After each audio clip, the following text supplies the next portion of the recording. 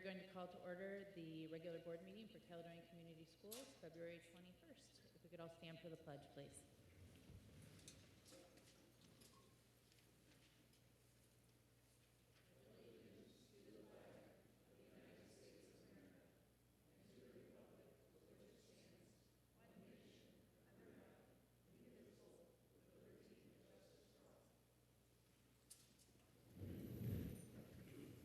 Thank you. Can we please have roll call? Asper here. Clement. Here. Barbara Garcia. Here. Morris. Here. Sadu. Here. White. Here. Just a few little housekeeping things, and I'm sure I'll miss something that I'll follow up on later. So welcome to all of you. Hope you're enjoying the little warmer weather we're having at this point. This is a meeting for the Board of Education that is held in public, so it is open to the public. We do allow for public comment during the meeting. If you choose to participate in public comment, we do ask that you fill out one of these cards where it does ask for name information on here so that we can follow up as appropriate. Given that this is a board meeting, though, at this time we do not respond to public comments, and we do follow up at later time as appropriate. You will see items voted on tonight as action items. Please know that those action items have been brought before us. There are exceptions to this rule, but typically things have been brought to us at least one meeting prior, sometimes several meetings prior, as well as committee meetings. So there has been discussion about all of these items before they're brought to us as action items to vote on. Occasionally things come to us at last minute due to either timing or requirements from the state or other things that we do have to move through a little faster. So typically at these meetings you will see voting on some of these action items, but not a lot of discussion at that time. So just be aware that that's why. So thank you again. We are going to move on to 4, which is our consent agenda. We have January 31st, 2022 minutes, February 2022 personnel report, and the January 2022 payables. I move that the Board of Education approve the consent agenda as presented. May I have a second? Second. Second by Brittany. Were there any questions on those? Any corrections? Anything? No? All right, thank you. Could we please have roll call? Asper, yes. Clement. Yes. Barbara Garcia. Yes. Morris. Yes. Sadu. Yes. White. Yes, motion carries. We're going to move on to 5, which is reports and information. We do not have a student representative here tonight, so we will go to 5B, which is our student achievement goals progress with Mrs. Perkowski. Test. Thank you. Right, so annually we're reporting out on our student achievement update, and just want to start out with a few talking points. The very first slide just gives a little bit of an overview of really what we've reported on in the past, which is that we really anticipated a dip in our assessments due to the 2021 school year. We actually just met with curriculum directors from around the county, and this was true of all districts that I spoke to. That year, as you remember, not all students were tested. Many students were online. Parents could opt out and choose not to test. So this was not a typical year, and it is not a depiction of all students. So when you see that in the data, and I know that you've seen this in advance, but just wanted to highlight that. Next slide, please. Thanks. A few other talking points during the 2020-21 and 21-22 school years. We saw higher percentages than previous years in math, and we really attribute that to the adoption of a Tier 1 curriculum, K-8, so we had consistency across classrooms in that area, which also, again, the curriculum directly aligns with the NWE assessments. That's the data that we'll be looking at. Obviously, reading is more conceptual, and the district was in an upward trajectory from 16 to 20. And then less so from 21 to current, really because, again, less instructional time due to COVID-related absences, both for staff and students. So that has impacted progress. And again, that is very consistent with districts around the state. The third talking point slide is really just highlighting the current school year, that our plans were to develop a teaching and learning framework for the entire district to address just some of the, again, student achievement concerns. We wanted to seek feedback, which we just finished Friday. So Dr. Trober and I have been in every building in the school district, sitting for an entire day, seeking feedback from staff, letting them know in advance that we're going to be there, wanting to get feedback in areas that I've mentioned: curriculum, instruction, assessment, professional development, and technology. And then really the next plan will be to take what we've done with our strategic plan and align that to 3 to 5 year priorities for the curriculum team, and then share that with staff at the March staff meeting, which will be on the 7th, and then start rolling out and implementing those priorities in spring of 2022. And we looked forward to an update at the Curriculum and Learning Committee meetings monthly, and obviously as a board on a more regular basis as we roll this out. So with that, just a reminder that the NWA test that we give is an adaptive achievement and growth test. So again, this is helping to measure progress and growth for each individual student. So it creates a personalized assessment experience so we can see growth over time. And this is focused on K through 8 in the areas of math and English language arts. The RIT score that you're going to see in this first slide presentation is measuring and comparing academic growth. So you, again, will be able to see a student's score at various points throughout his or her education. And we'll show reading and math. So the first one is the reading. And as you can see, the line is the Kent ISD average that's listed there.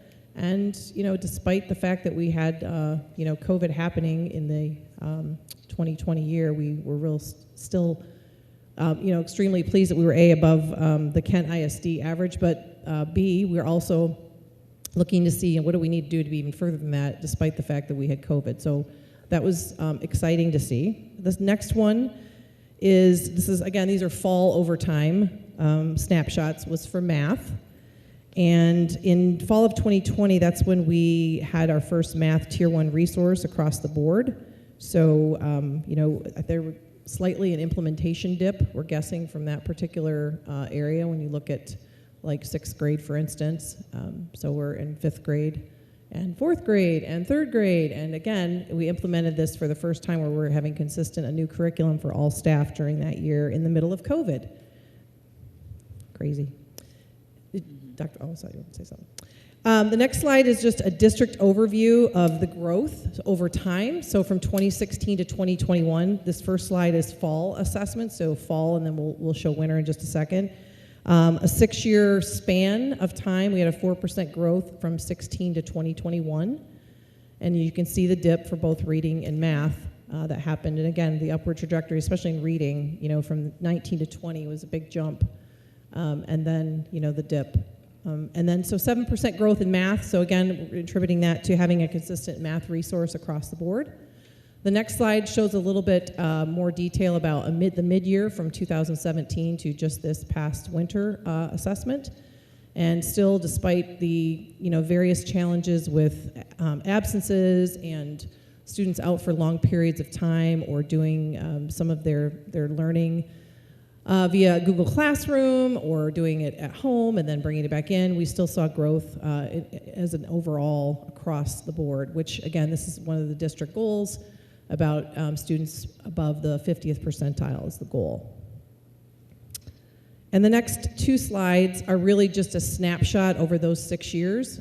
Can you click it one more time? I'm sorry, I think there was a transition. Thank you. And I apologize, there was I think the second one over from the left, from 16, 17 should have been down 4. That was not listed there. So again, we still had growth despite some of those challenges. And again, this isn't even the 2020 school year yet, but still very much in line and all above the state average, and at most times above the Kent ISD average. Next slide, please. Same thing, one more forward, please, Michelle, thanks.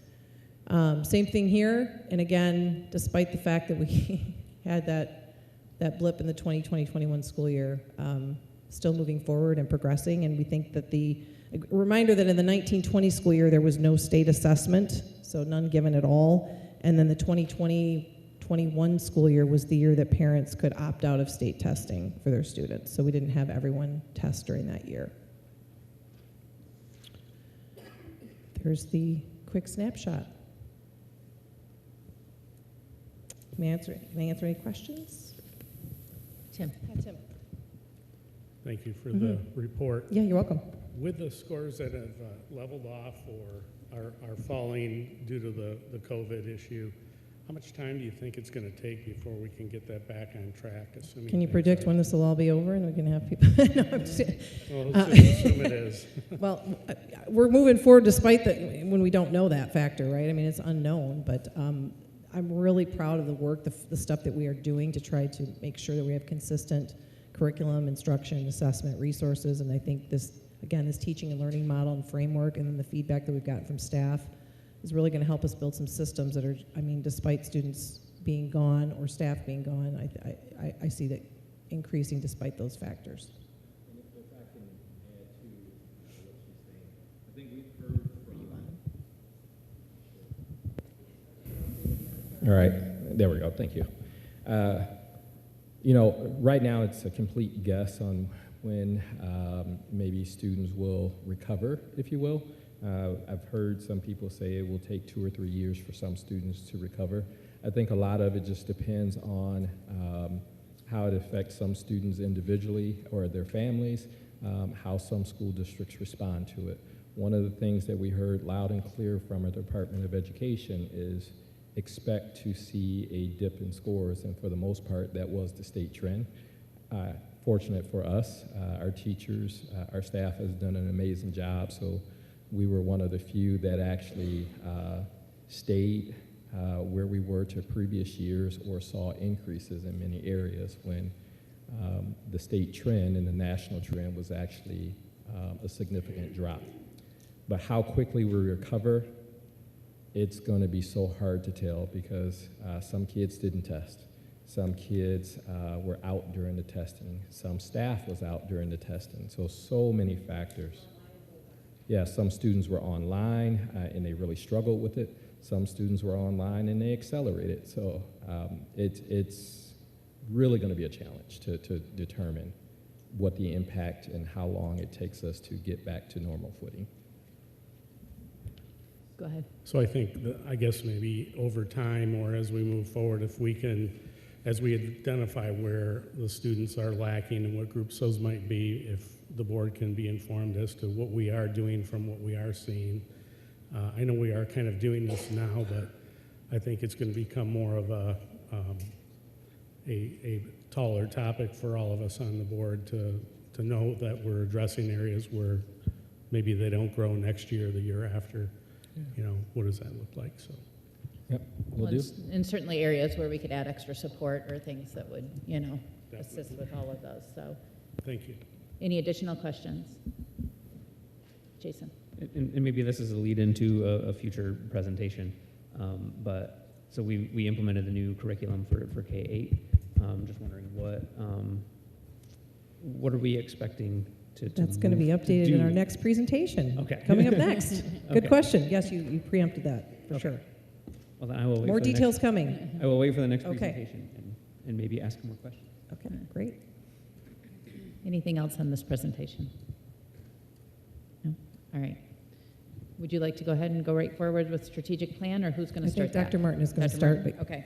I'll hand it over to him.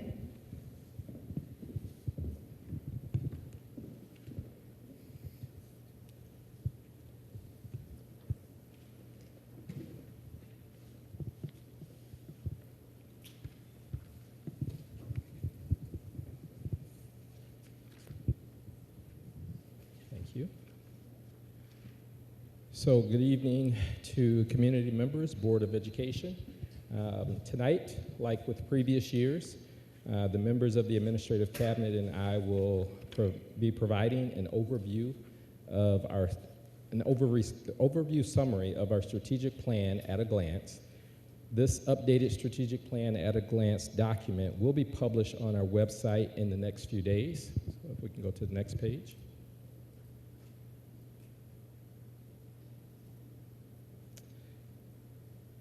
So board members, you should have received a more expanded version of this document for tonight's report for your review with your board packet.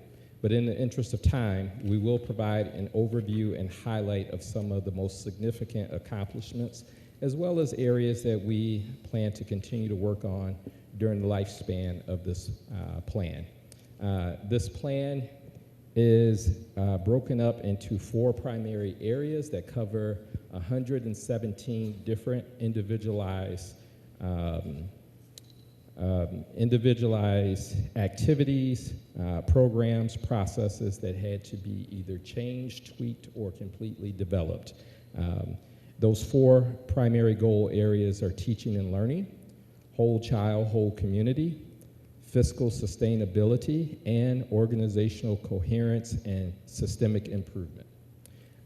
In each one of those, there are a number of individual tasks. Some of them are small tasks that can be completed in a matter of weeks, but was critical. Some are ongoing, maybe the development of a committee because it was required for us if we want to see strategic and systemic improvement, or it was something that was required by the state and something that we just previously hadn't done. So some of those tasks are ongoing and will be ongoing every year. Sometimes some of those tasks are it's done once and it's completed. But as you will see tonight, we've made significant progress on all 4 areas and all 100 and the majority of the 117 projects. So if we can go to the next page. So this plan was originally drafted in the spring of 2019 and officially adopted by the Board of Education in the fall of 2019 for implementation. Tonight, I'm very proud to say that we are only 2.5 years into a 5-year plan, and as you can see, we have already completed anywhere between 72% and 94% of the 117 individual action items, projects, or tasks that were identified in the long form of this plan.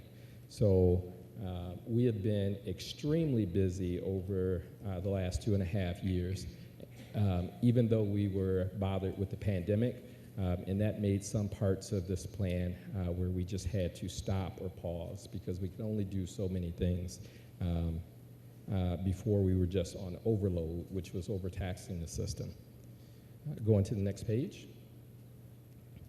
So on this slide, you can see that we saw positive progress in terms of completed and ongoing tasks.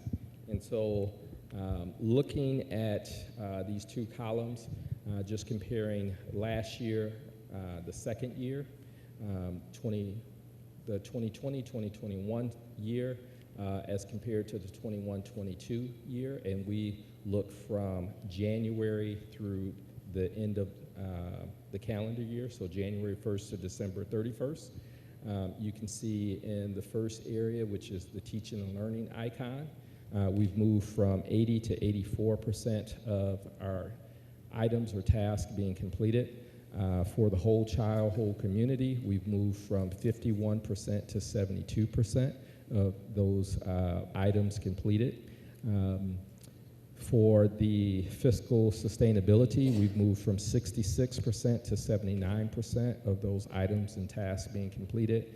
And again, you see a large jump in organizational coherence, moving from 72% of the tasks to 92% of the tasks being completed. We saw some improvement in the number of things that were initiated or started. So those are things that will continue to be a work in progress.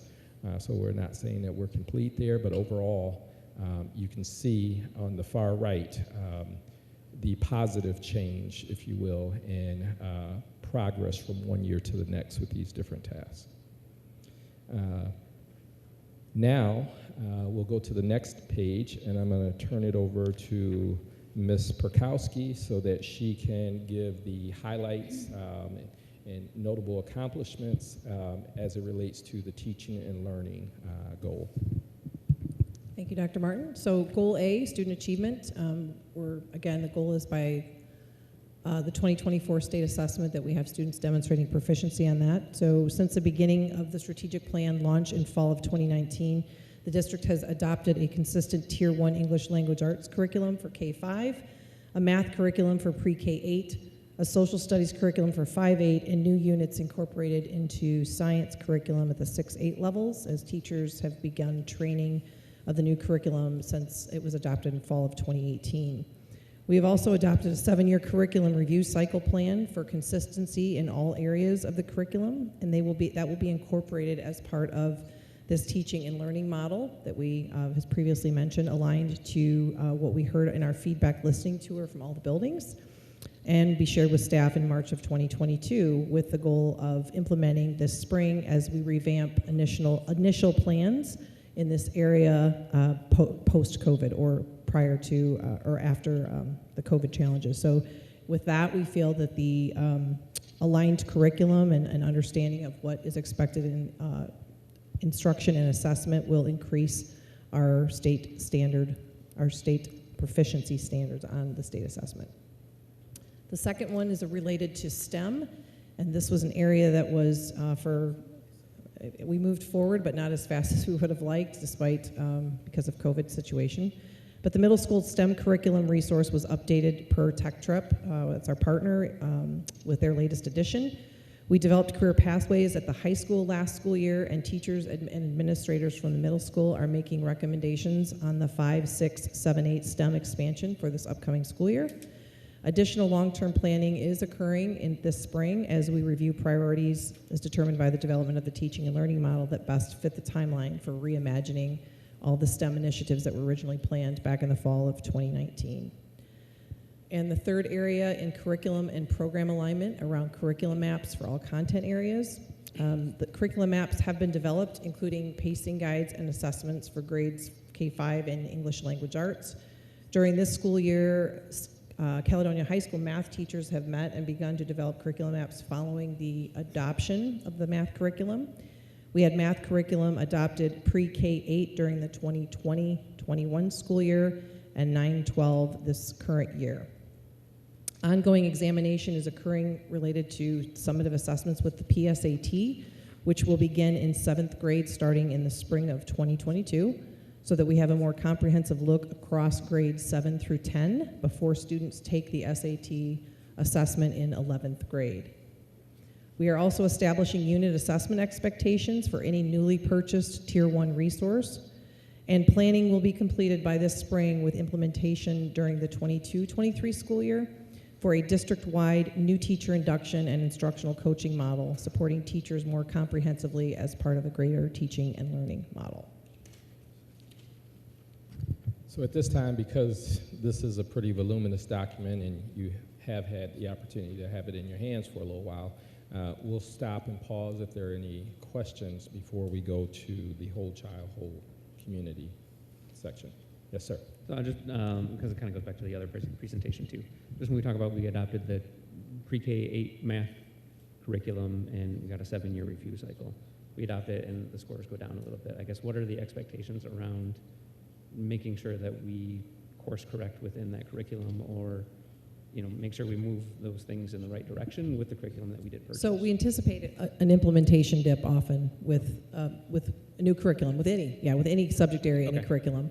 At the same time, what we do, part of this feedback is seeking what do we need additional now that we've implemented it. So it's always about review of after it's been implemented, do we need more professional development? What additional supplemental resources do we need? An example might be 2nd grade teachers saying, we really feel like we need more resources and time and money to teach that skill. And the math curriculum, has a very limited amount of time, and yet the standards are pretty weighty in that particular area. So we go back and get feedback from them.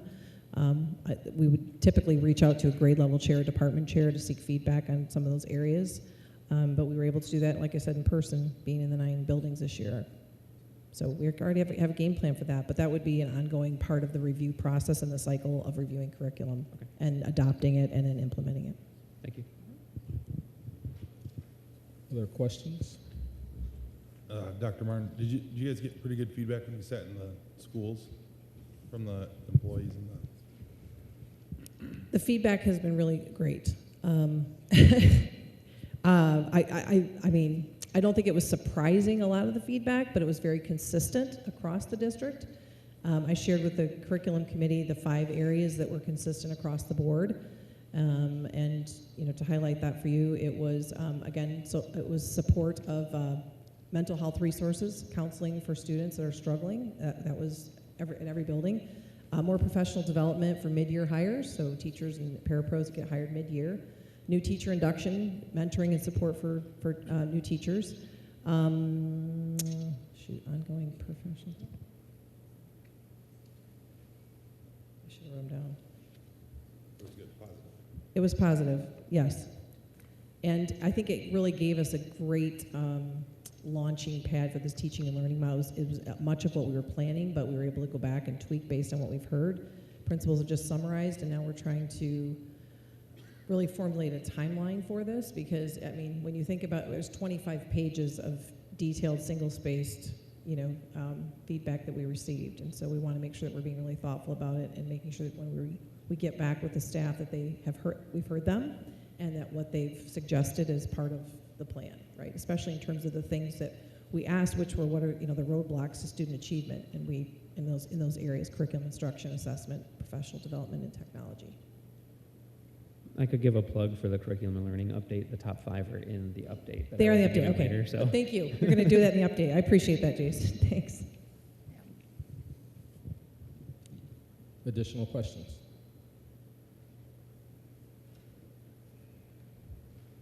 Okay. With that, then we'll move on to the next slide. Thank you very much.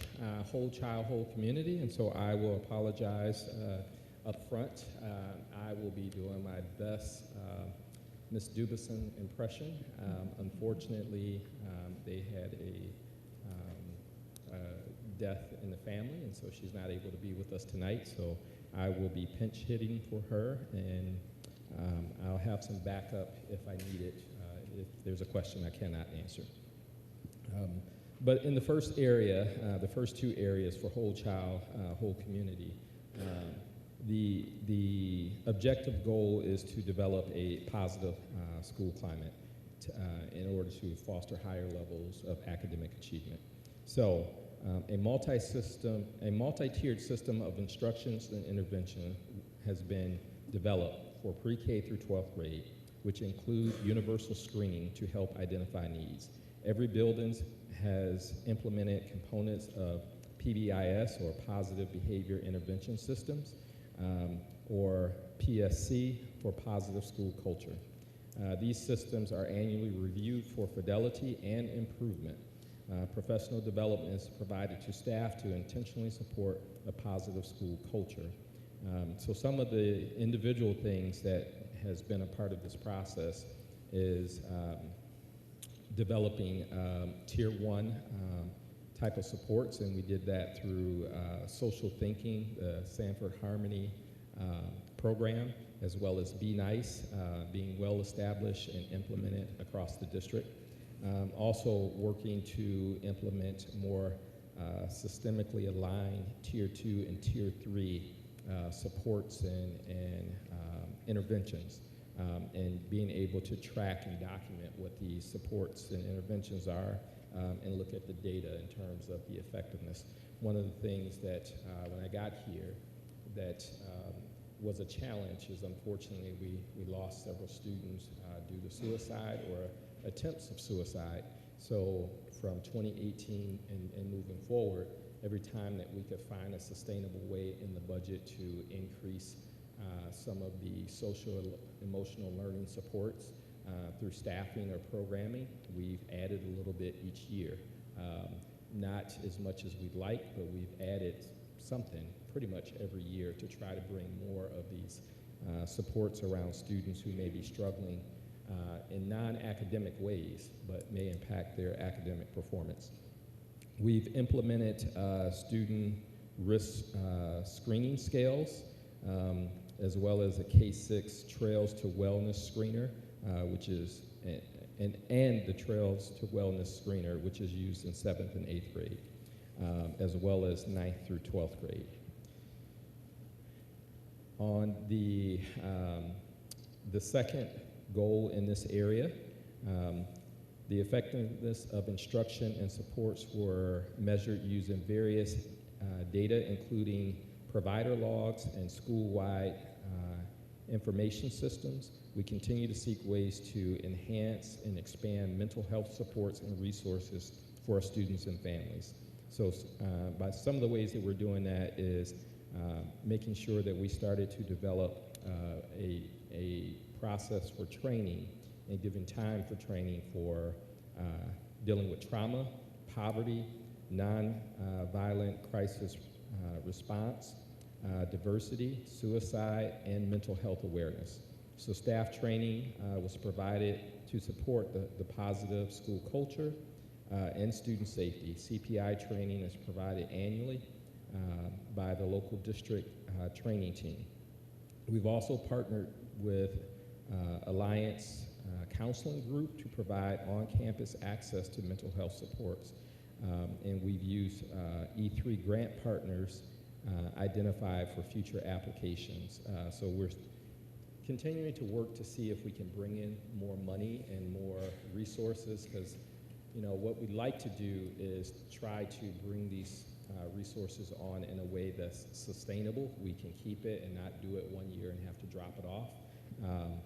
And so sometimes that's grant, and other times as our budget grow, we look for strategic opportunities to try to get us to more comfortable levels, because that is, again, it was identified as Ms. Perkowski was doing her listening tour as an area in the buildings that pretty much all building identified somewhat of a need. Another area in the whole child, whole community is dealing with 2C, and that is the District Wellness Committee. Was developed and meet quarterly to facilitate initiatives that support student health and wellness, learning. Our school health support services continue to provide important training and direct care. So this wellness committee was initiated in 2021. This is something that we were really required to do, but we weren't doing consistently in our district, as well as sex education advisory committee. That was something that was required by law, but we weren't doing. So that was another thing that we implemented. In addition to that, we've added school nurses through a partnership with Spectrum Health. And because of the anticipated impact of COVID and contact tracing, we hired health and safety paraprofessionals in all of the buildings, because we just knew what was coming and what we saw at the end of 2020 when buildings were forced to go into shutdown, and the things that were heading for 2021. We knew the buildings would need some additional capacity to deal with the challenges as it relate to trying to educate in a COVID environment. And area 2D, partnerships. The goal in this area was to identify and establish school and community partnerships. And so in this area, partnerships with the community support for our students and our staff in reaching both academic and non-academic district goals was our focus here. This will be an area of renewed focus for the upcoming months and upcoming school years. We still have a lot of area to grow here, but just given some of the things that we were struggling with, it was really hard to put some priority on that and meet all the other needs that we had. However, we did have some progress here. Great Start readiness program and the quality effectiveness. The quality and effectiveness was evaluated during the 2020 school year, and we continue to do that with ongoing rating reviews, and our preschool license was renewed in the fall of 21. And so that review really came back pretty strong and positive for us in our district. So overall, we saw a substantial increase in this particular area as compared to last school year. I think we saw a jump of about 21% of the individual items or processes or programs put in place over the calendar year from last year to the next as we evaluate the performance with the strategic plan. So At this time, I'll pause before we go to the next one and see if there are some questions that I can try to answer. Yeah. So given that, the teachers and the feedback that they gave to Mrs. Parkowski and Dr. Trober identified, the need for mental health supports and social emotional learning supports for our kids, and we know that that's impacting their ability to access their education. I just want to hear, and also knowing that we don't have access quite at the level we need. No, to our we don't. school social workers and school counselors, folks like that in the building. I'd like to hear a little bit more about what you guys are doing across the administrative team, collaborating within the team to think about creative ways to solve some of those problems, and how you're prioritizing that. Yeah, so Wendy will probably be the better person to speak to that, but if I can, and if we can jot down that question, we'll make sure that as a team we respond to it. But it comes up pretty frequently as we look at our strategic plan goals, our department goals, and we look at our budget and what we need to do for the upcoming year. So last year, I'll pick on this particular facility. We knew based on previous data and information that Wendy has put together in our system, and just through anecdotal information, hearing from our staff, that we needed more support, and we were seeing that particularly at the middle school level, and particularly some of the behaviors you were starting to see in 6th, 7th, and 8th grade. So as we transition from a traditional middle school to a 7-8 environment, what we did do is add a full 1.0 FTE for counseling support just in this building alone, to increase that student to counselor ratio. There are standards nationally in terms of how many students each counselor should have, and we, as well as most districts throughout the state, are woefully inadequate with that. There are standards for, if you're going to have school nurses, how many you should have per student. We are woefully inadequate. There's even standards for how many administrators for students. We are woefully inadequate. These are things that have just happened over the course of, a decade plus, 15, 20 years, as funding has become strained in Michigan, but the need is continuing to grow. So we probably, I would say, at least each quarter kind of have discussions, and we make incremental adjustments when necessary. So that's how we developed a partnership that wasn't there a year ago with the Alliance program, because we realized that even though we added another counselor, another social worker, it still wasn't enough. And so we sought out a partnership where they were able to come and provide more mental health support in our facilities. One, because we had some grant funding that is not long-term, and so we knew that was an opportunity to use that grant funding, and in the event that that goes away, which grant funds often do, we weren't having to downshift staffing because it wasn't part of our general funding. So we had to be very strategic about how to provide more supports, but be nimble in case the grant funds go away. So we're constantly in this back and forth debate about how much we can add.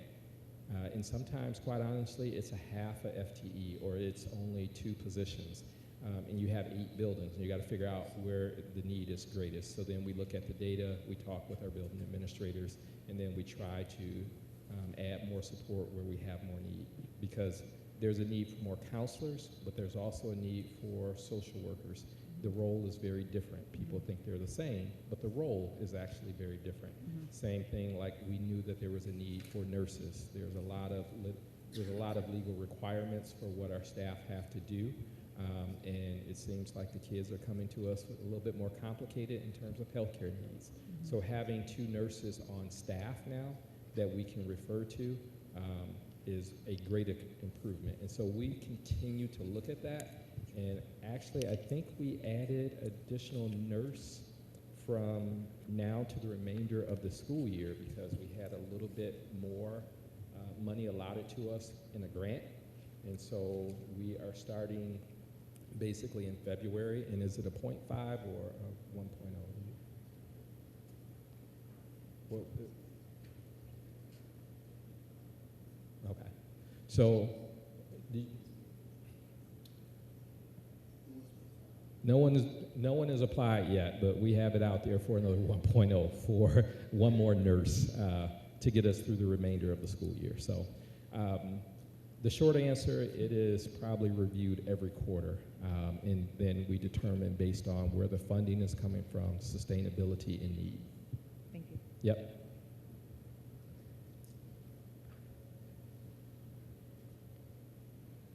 Okay. Thank you. I got off easy with that.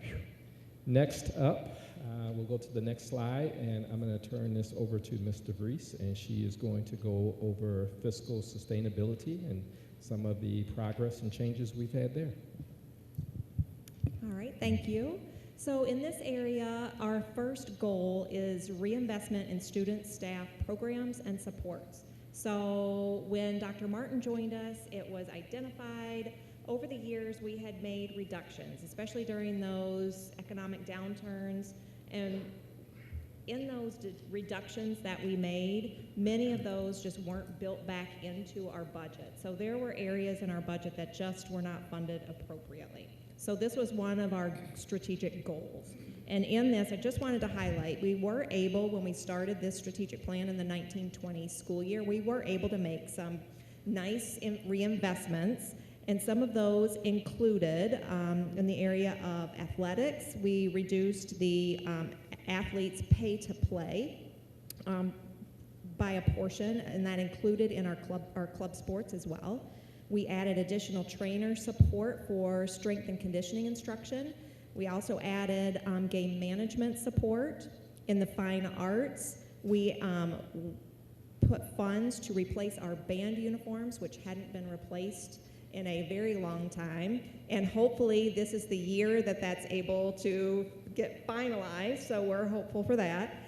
In the curriculum and instruction area, some of those additions were, we had created the student support specialist positions prior, but we also then made a full-time student support specialist coach. We also increased instructional supply budgets in many areas. We, as Ms. Perkowski spoke to earlier about the middle school STEM program, we added that. We also had the math adoption, the social studies 5 through 8 adoption. We also were looking to transition, and we have different funding sources to really try to put, we had things, for instance, in our enhancement millage funds. Those are additional funds we get through the ISD millage.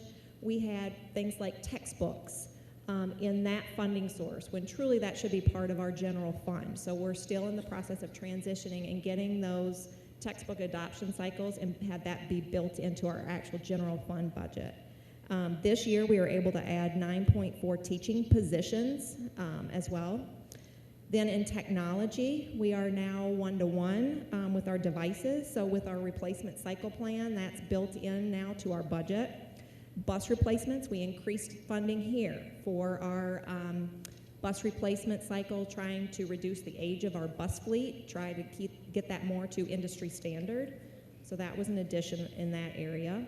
Then administrative supports, we added 2 middle school assistant principals, a part-time shared time coordinator. We also have a high school dean now, and we increased a couple of our support positions from part-time to full-time. So we really have done quite a bit in this goal area. So of course we're still always looking at this and what are ways to continue to build up those budgets to align really with a district our size and what that budget should look like. The second goal was in the realm of operations. So operations, in looking at budgets, this was one of those departments that were hit the most. And of course, when we're making budget reductions, we try and keep that as far away from the classroom as possible. But in that, that developed this kind of gap in our operations. So areas here that we've added additional funding was specifically around our grounds, added funding for additional mowing, fertilization, weed control, snow removal. also invested in our public improvement fund and looking all of those items that did not make the bond list that are still needs within the district. So transferring and investing from our general fund, and the goal was 0.5% up to 5% of our operating budget to transfer to the public improvement fund to work away at some of these additional needs that we have. Staffing is another area. So part of our strategic goal is to develop a custodian, grounds, and maintenance staff plan. So that's something we are starting to develop. We have some plans in place. This year, we were able to transition a few of our part-time positions to full-time, but staffing is continuing to be a problem and trying to get and maintain staff. So that is something that we are looking at and looking at all different avenues. Then when we get to goal C, needs-based budgeting process. So this is an area we've done a little bit of work. We have transitioned to a per pupil allocation. We've also clearly identified what are those district responsible things, what are the things that come from and should be out of the building discretionary budgets. We're looking at avenues of what does it look like to move to an actual needs-based budgeting process. So that is more of the work that's going to be taking place and hopefully will be implemented with the 23-24 budget planning cycle. Then in goal D, that's a multi-year operations and capital needs planning goal. This, we did a lot of heavy lifting at the onset of the strategic plan. A lot of this work had to be done looking at the needs across the district as we were going to go to the community and had to bring to the Treasury Department what that looked like as far as capital projects. So we have actually 5+ year facilities operations plan, and that gets looked at now on a regular basis. So we are feeling really good about where we are and how we're tracking that. Goal E, the final goal in this area, is improving fiscal accountability and best practices. So this goal, we are providing best practice supports to our outside organizations as well as staff, and we will continue to work in this area in providing professional development opportunities for our staff when we are able to do so. Also looking, a couple of the areas in this section was looking to develop processes, for instance, with our facility use, reservations, billings, payments, etc. What we did, and we were able to contract with an outside auditing firm. So we were thankful this year. It was delayed a little bit with the pandemic, but we were thankful they have been able to come in and review. So they walked through and looked at our operations. They looked at our high school athletics, our preschool program, as well as our community resource center. So they looked at everything from who's opening your mail, who's taking in your funds, and just did a holistic view of this. And so we're waiting to get the report back from that. And then we will be able to utilize where are the areas that maybe we have some gaps and build that into some of our written processes. And on a final note in this section, what are we going to do to make sure that we are operating with our processes that we're developing and making sure that we're operating. So we're going to, and we have the last couple years done random audits, so just internal audits ourselves and go to a specific building or department and make sure internally, are you doing our processes, following them? If not, what do we need to tweak and what are things that are maybe missing? So I think that sums up everything in this section. Were there any questions? So either one of you can take a crack at this one.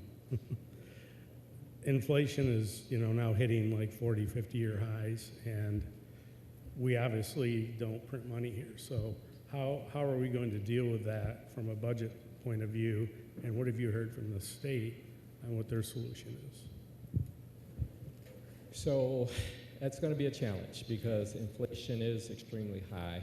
Right now, early indication, at least from the governor's budget, is this will probably be the best funding year that we have seen in probably over 2 decades. So we're hopeful, although it's very early in the process, the governor may suggest, but by the time it gets through the House and the Senate, and special interest groups, we'll see what we actually get.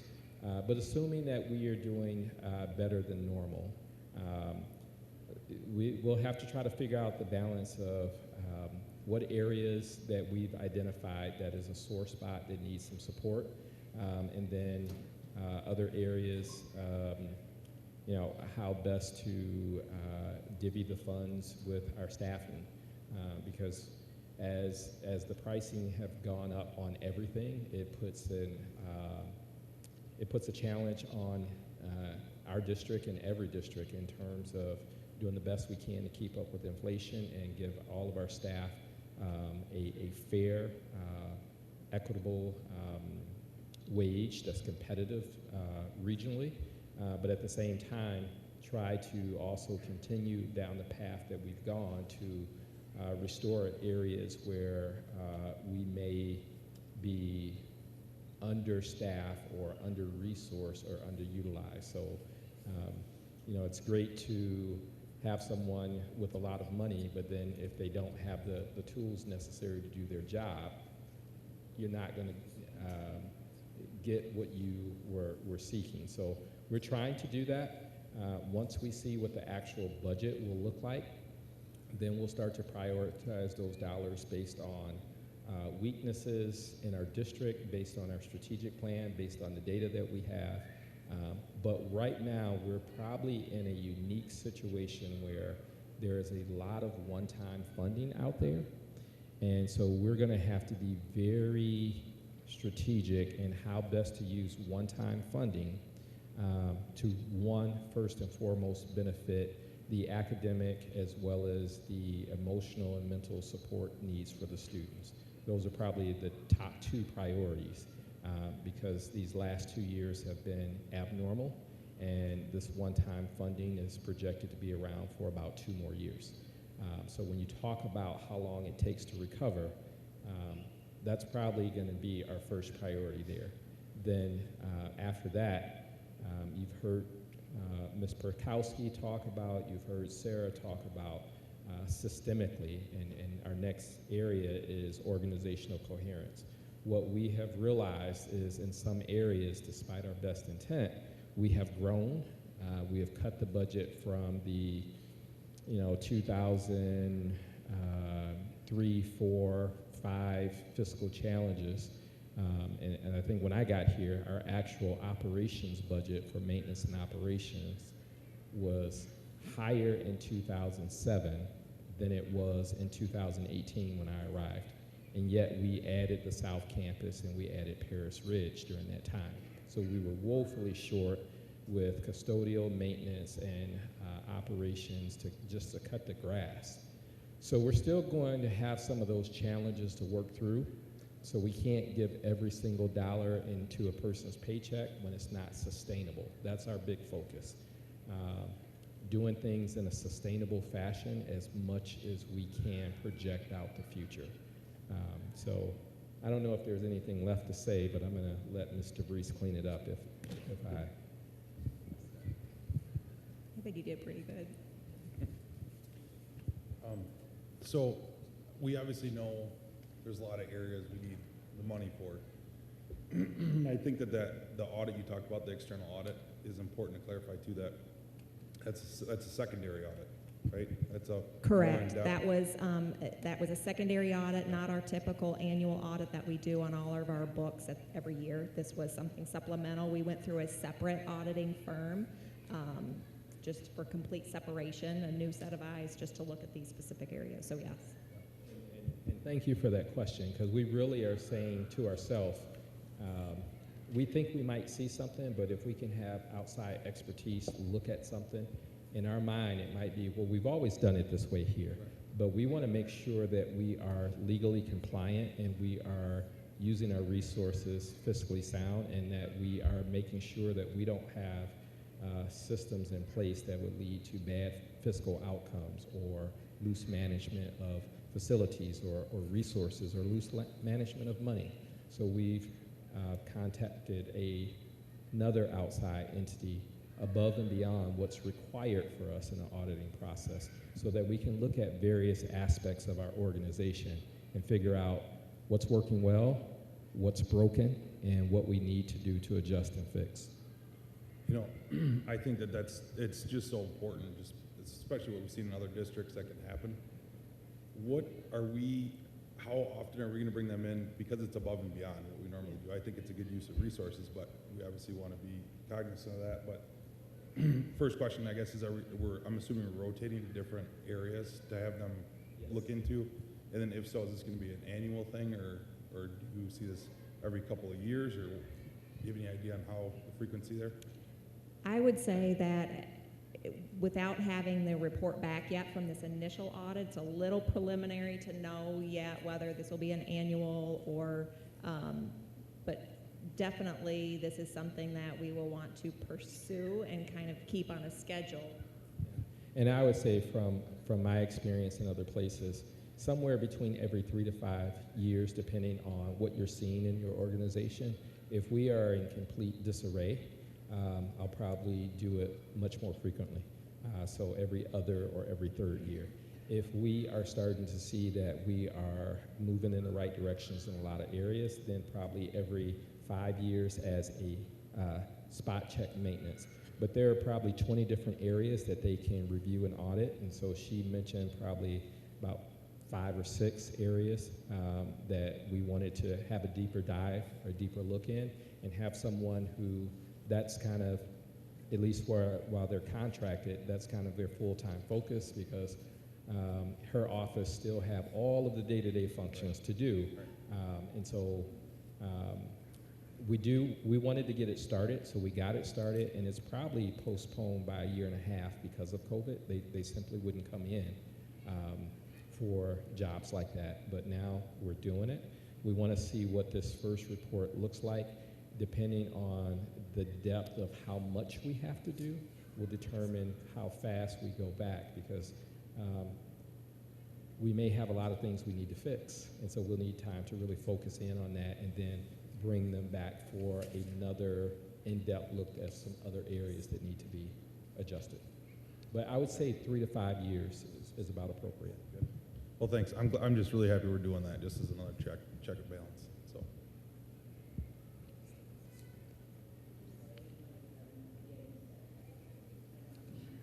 But how long is it before we expect that you will get the results back from that? Before the end of March. But I would expect it probably a little bit sooner. But I think we had talked about with their firm. Okay. It's a larger firm that we went with, and which has its benefits as well. And so they have teams that actually review our auditor's work who was on site. He writes up a report. It goes through a couple different departments for review and to make sure they're making the best recommendations for us as well. So that part takes a little bit of time to work through their team. Okay, thank you. Any other questions?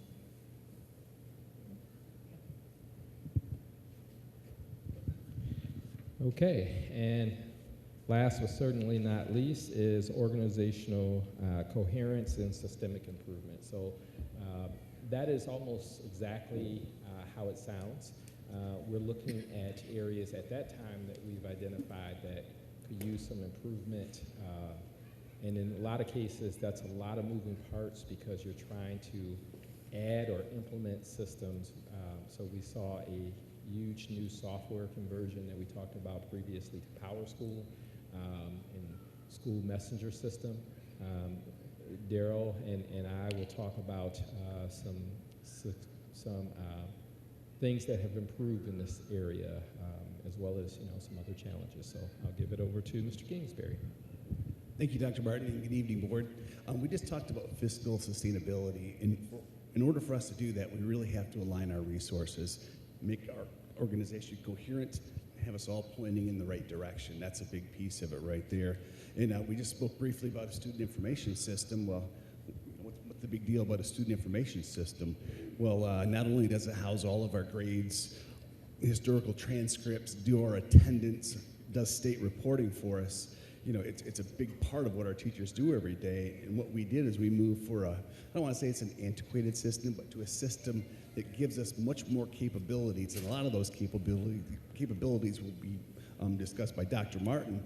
But that is a huge lift by our technology department to take all that data, transfer it.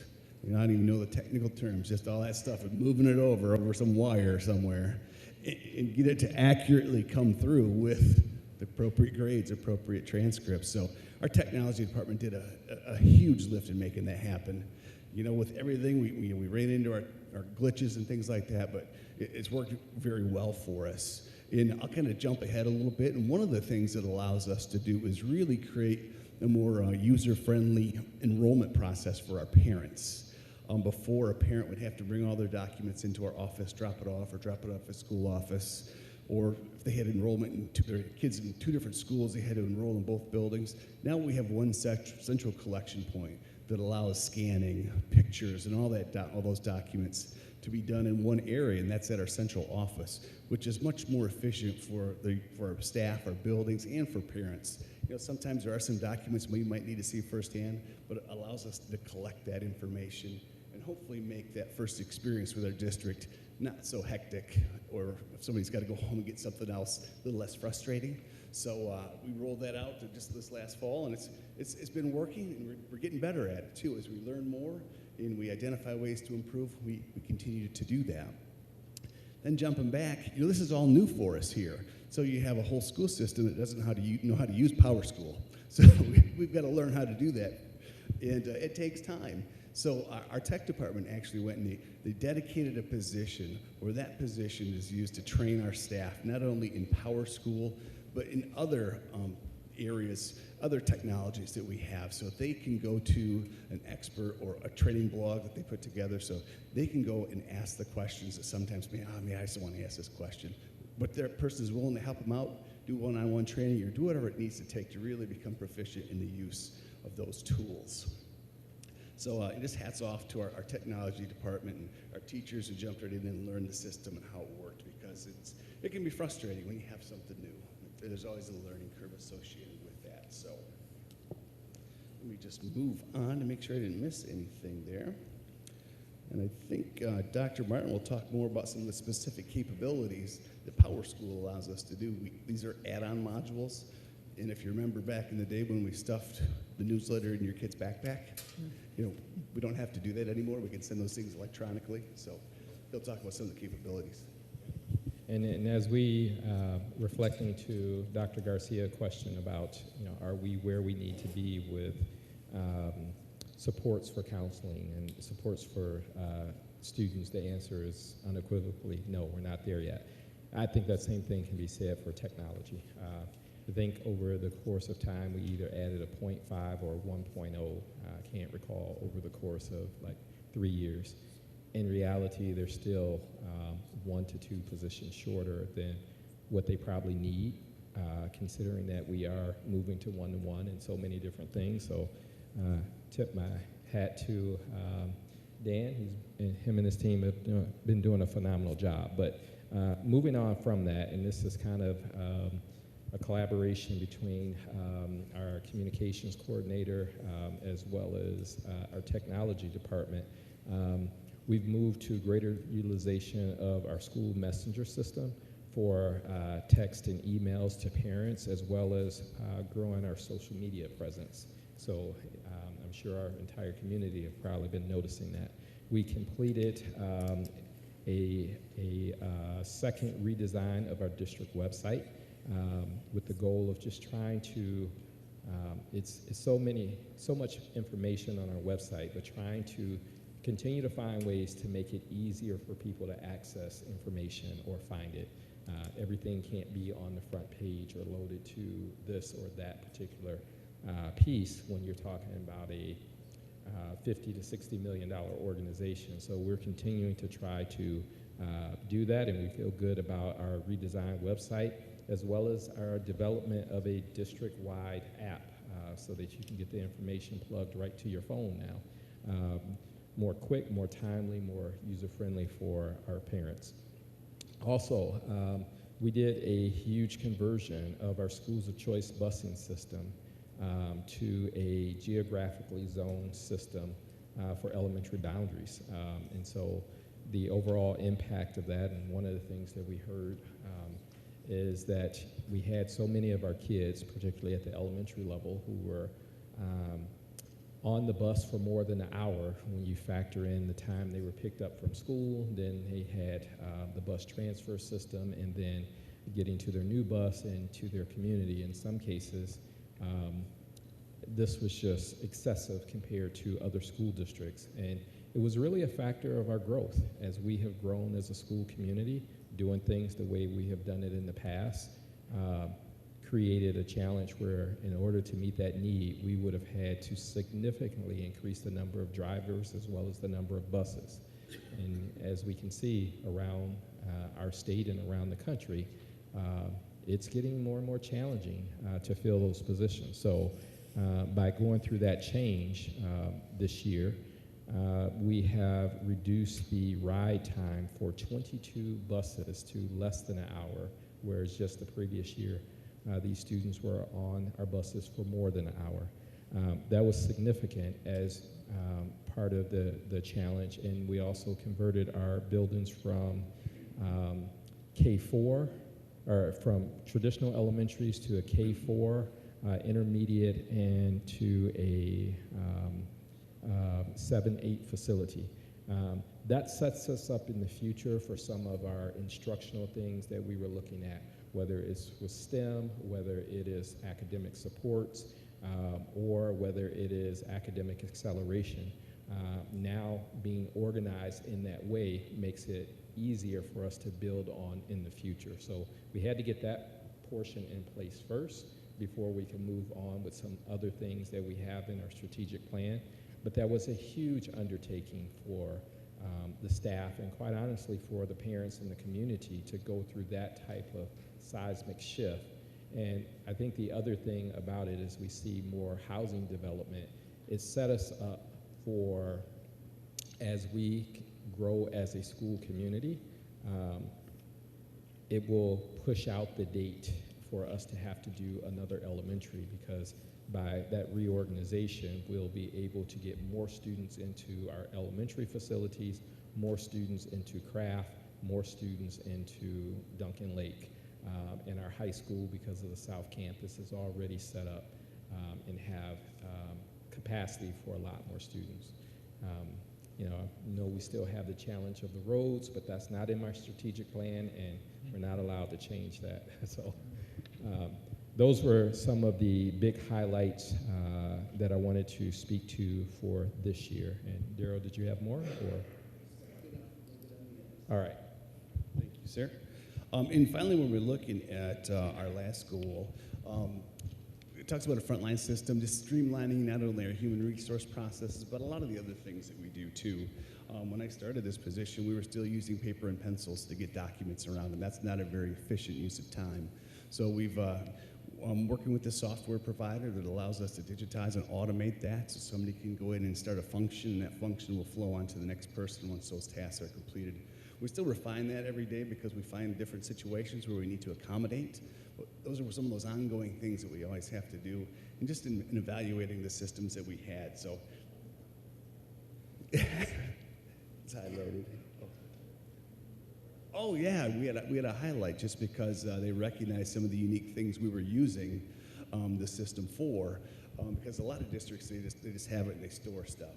For us, we want to archive and document any personnel changes that we make. So we can set the system up so the documents we create, it will automatically go into the file of that person for their employment here. Then it archives it too. So it's really kind of a nice way to go back.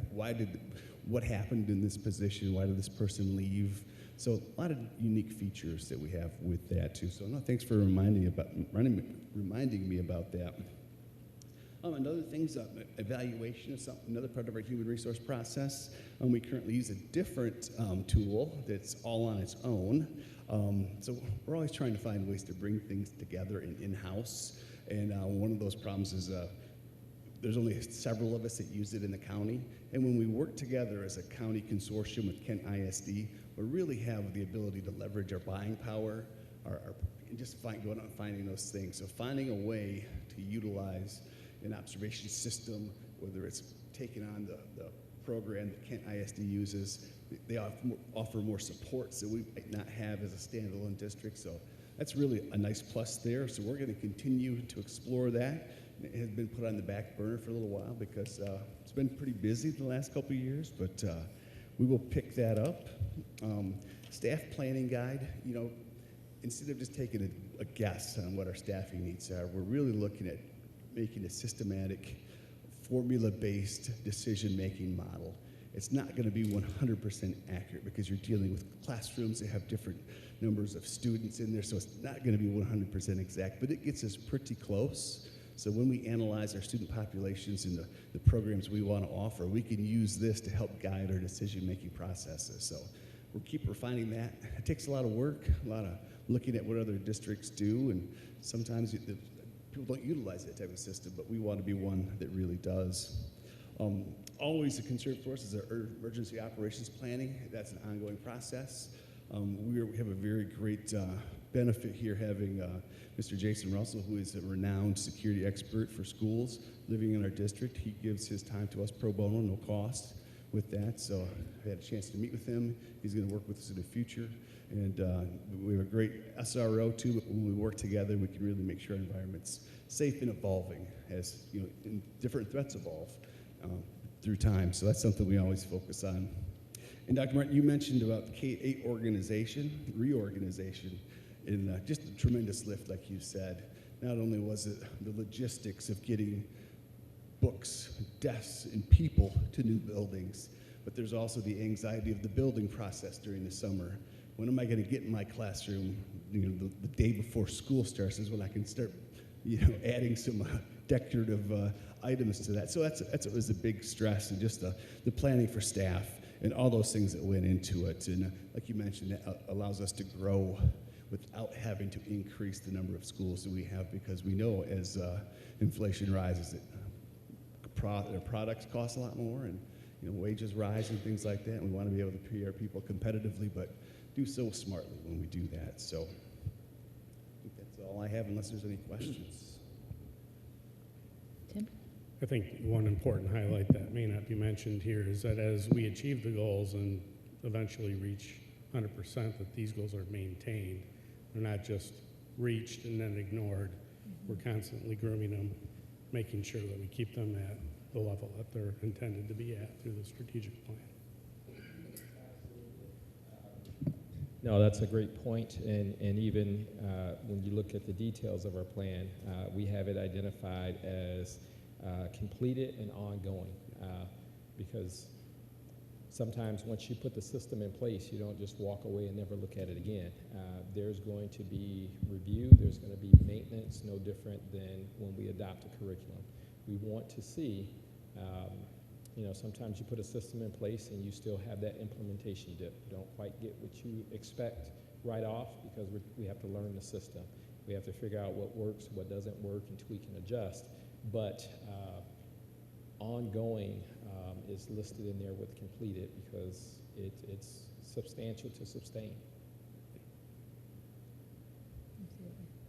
Certainly completed is never completed, because obviously staying stagnant in anything is falling behind. So, and I would encourage all of you, I know that the document is really extensive for the strategic plan, but if you do have any questions or additional information that you want on that, to please email Dr. Martin so that he can not only answer it, but then he can email it back to all of us, just in case there's something that somebody might think of. All right. Jason. One quick comment. I get a lot of good feedback on the app. I love the app. My wife loves the app. So good job on the app. I appreciate all of the progress that's been made on the strategic plan. As I look here, we're in 2022 and this goes to 2024. So when do we start sort of thinking about the next sort of strategic planning sessions? Is that like a 2023 time frame? I gotta keep you on your toes. I see. clearly, as we go into the 2023-2024 school year, I think we have to then start looking at what areas that popped up that have been new. And so occasionally we have added things to the strategic plan. We had to because of COVID, and you just had to do it. But when we get into the 23-24 school year, then we start to look at what needs to be completed and determine, do we need to do a whole new strategic planning process? Do we modify that in a way of other areas that have naturally come up? Because some of the things that have evolved, as Ms. Burkowski talked about, when you go and you do a listening tour, the way we did it, and sometimes you hear some things that you want to hear, sometimes you hear things that are tough to swallow, but it's actually good to go out and hear it, because that's the only way we know that we still have work to do in areas to improve. So some of those things may not show up right now, but it might roll into the next strategic plan. So right now, today, I can't say what the process will be, but it will be sometime between the 23-24 year that we start to look at phase 2 of the strategic plan. Thank you. I'll just add, great work to you and the team. Appreciate everything you guys got done. I know there's a lot going on, and also to the staff. It's impressive, so good work. Thank you. Thank you. All right. I think we're all set. All right, we're going to get ready to move to our discussion items, 6A, which is food service dishwashing stations bid packages. And as I said before, typically we, talk about something over a couple month period of time at a minimum. This is one of those odd situations where something comes up with some constraints that we have to move a little quicker on. So please feel free to ask all the questions you need to. I know this has also been talked about at committees as well, so. Yes, so we are looking here at getting a dishwashing station both at Duncan Lake facility and Craft Meadows facility. Currently, both of those facilities are hand washing all of their dishes. So this would actually put in an industrial size, dishwashing machine at each of these locations, as well as putting in a new 3-well sink. So the bids went out in January and were returned in February. So the recommendation is to move forward with the second lowest bid. The reason why it's the second lowest bid that is recommended is because of the timing. They are able to commit to being able to get this work done as soon as school is out. Also, the reason why, like Ms. White mentioned, is the timing. So when this came back, it's great that we went to bid when we did, because pricing for these items go up in March. So being able to move forward and take advantage of the lower pricing is a positive thing. So these would be paid for out of food service funds, and would be a great opportunity for both of these buildings and for the staff. And with the increased students that each of the buildings have, will be much more productive as well. The cost for both of these is $122,508. That includes the bulk of, includes all the equipment and installation. It does not include some of the electrical work that may be needed, and potentially a little bit of plumbing that might be needed. But otherwise, it is the bulk of the cost. Any questions? Just one, and it's maybe a little bit tangential. I know that part of why this was pursued was because of the fund balance for the food services budget. Correct. How was it chosen for these schools? Do all the other schools already have this type of setup, or can you just explain about that? So yes, because for one, to answer the first question, so with food service funds, and being that we receive federal reimbursement dollars for free and reduced lunch meals, now, the last couple years, all of our students have been eating for free, so all of our student meals are reimbursed with federal dollars. And there is a rule that you cannot carry an excess of 3 months' worth of operating expenditures in your food service fund. Okay. So we do have some excess dollars that we do need to spend out of this fund, so this is a great way to be able to do that, and something that we actually really could need. So the reason why these schools were identified Some of you who have been on the board a little bit, I'm trying to remember what year it was, we did at the high school implement a dish room, and we pay for that with food service funds. And so at the high school, we did take care of that. Okay. And then these are the next two schools that have high numbers of students, which is why we're looking at doing it at those locations. Thank you. Any additional?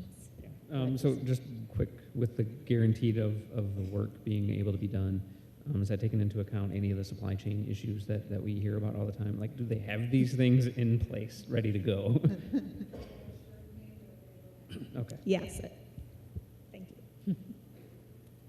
Tim? Yeah, on your point, Jason, excuse me, this, the low bid and the second bid was less than 1%, I think, of the total.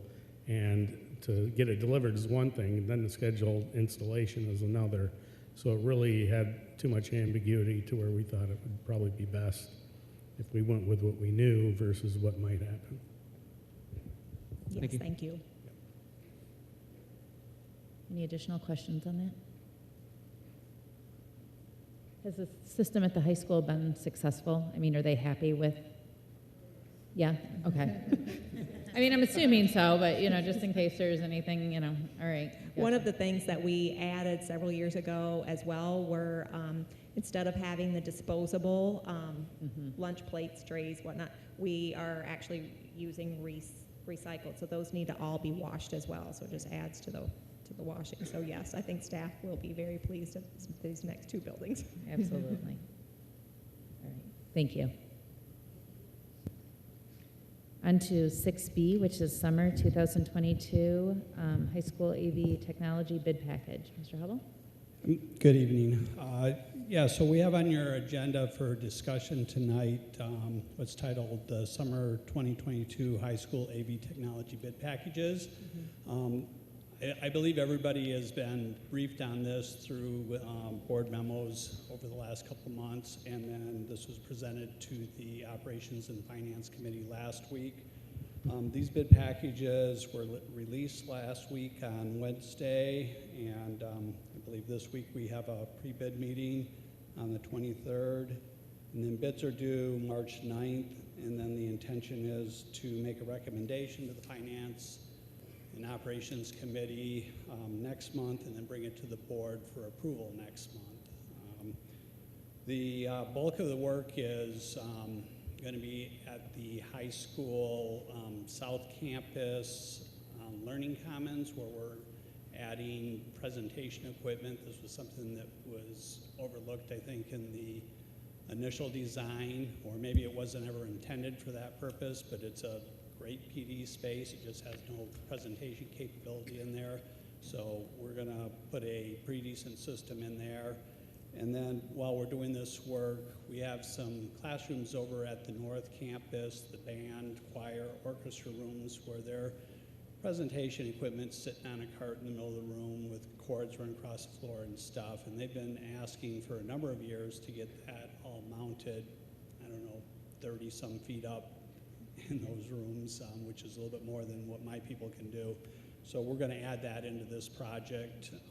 And then we're also mounting the wood shop's presentation equipment in the wood shop. And then the last thing that we tacked onto this kind of at the last minute was some alert strobes, some visual strobes in those spaces, because they're loud. And when emergency announcements are made, they don't always hear them. And so these strobes will give a visual alert that there's some type of emergency announcement going on. So that's pretty much it. Any questions? Julie? The strobes that will be in the wood shop, and then where else? We're gonna put one in the band room, one in the orchestra room, one in the choir room, 2 in the wood shop, just because they're not all generally facing one direction, and then 1 in the metal shop. Okay. Tim? This is I'm not asking for a decision, just more of a point for the board that this is not I say large expense, and because it is technology, we may want to consider finding a way to fund this out of general fund rather than financing it. with the bond. I don't know. Got time to talk about it. Go ahead, Jason. Yeah, so just real quick, in some of the organizations that I've worked with and know people in, they're moving a bit away from projectors and more towards like larger TV screens. Is that something that we maybe looked at instead of projectors that would have to be mounted, 30 feet in the air, mount a TV on a wall or something like that? Yes, that's something that we always consider in these rooms. These screens are going to be 12-feet screens. I don't know that they make displays that large yet. So, that's one of the challenges there.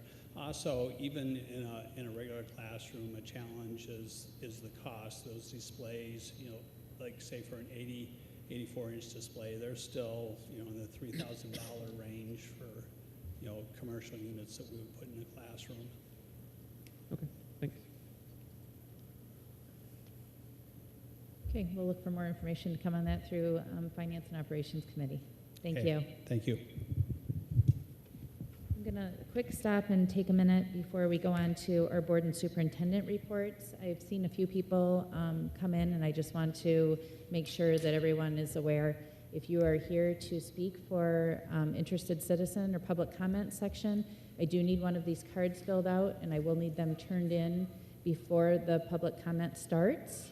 You will have 3 minutes to speak at that time to address the board as a whole, and there will not be personnel issues at that time addressed. Thank you. All right, we are going to move on to 7, which is board and superintendent reports. We have a curriculum and learning committee. All right, bear with me, this is a little bit lengthy. Curriculum and Learning Committee met on February 15th, 2022 at 7:30 a.m. There was no public comment.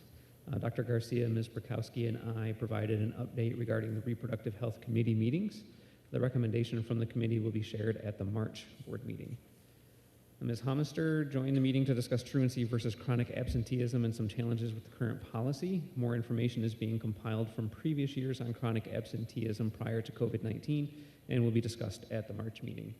Ms. Brokowski provided an overview of the district listening tour seeking feedback from staff on roadblocks to student achievement in the areas of curriculum, instruction, assessment, professional development, and technology.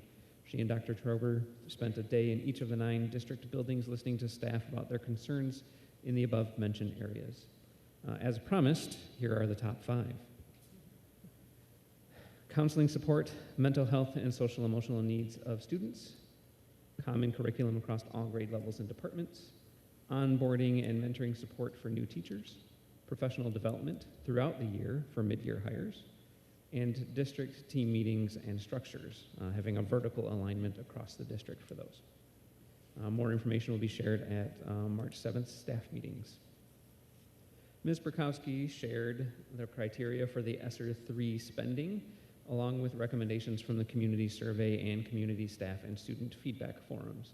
As a reminder, these funds are designated for one-time short-term expenditures and must address the disproportionate impact of the pandemic specific to at-risk disadvantaged students in our district, defined as low-income and diverse racial and ethnic groups, English language learners, students with disabilities, and homeless, migrant, and foster care students.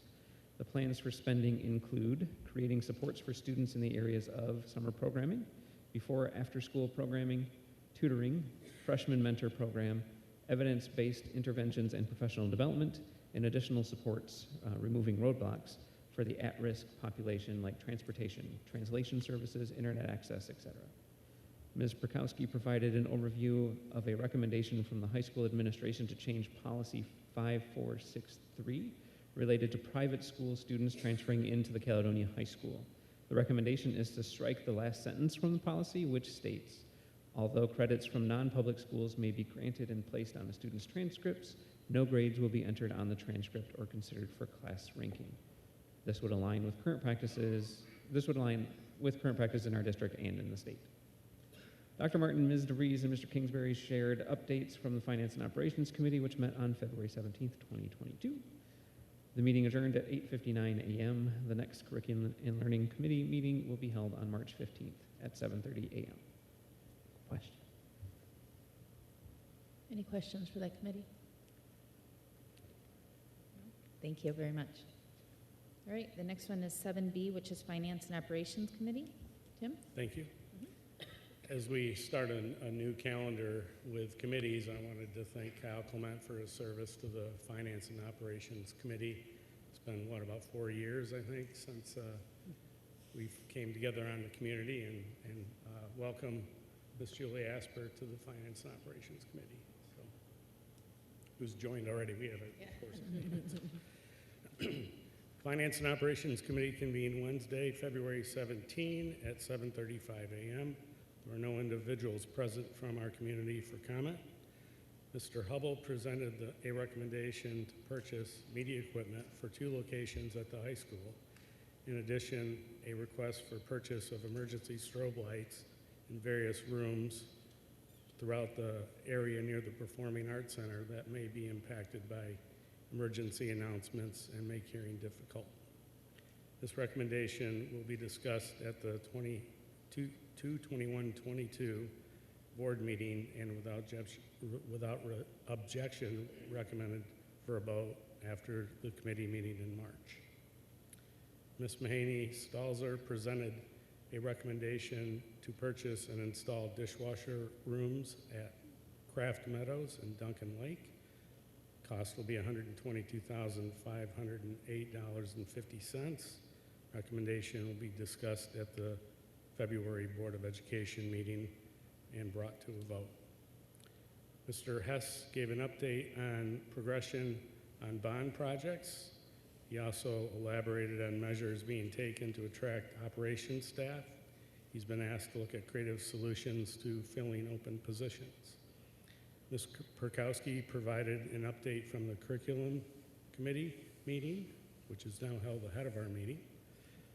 Mr. Kingsbury discussed shifting our health safety paras from ESSER funding to general fund and changing the position to safety positions at the secondary level. Staff members will be reassigned with no loss of employment impacted. The district is exploring an additional 2 retired police officers to serve in a safety role at district secondary schools. Principal Bill Martin described the roles of the safety positions at the high school. The committee also discussed the use of ESSER funds to increase social work staffing support within district elementary schools. Mr. Kingsbury discussed sick day forgiveness with the district's largest bargaining group. He shared the practices of other districts and how Cal might model this concept. Another bargaining group formally requested a change to eligibility requirements, which would permit nearly all members to become eligible. The committee shared its thoughts on that and input with the staff. Mr. Kingsbury then spoke about the need to schedule a Board of Education meeting with District Legal Counsel in preparation for upcoming negotiations. Meeting adjourned at 9:04. The next Finance and Operations Committee is scheduled for Thursday, March 17 at 7:30 a.m. Thank you to all of you. Are there any questions?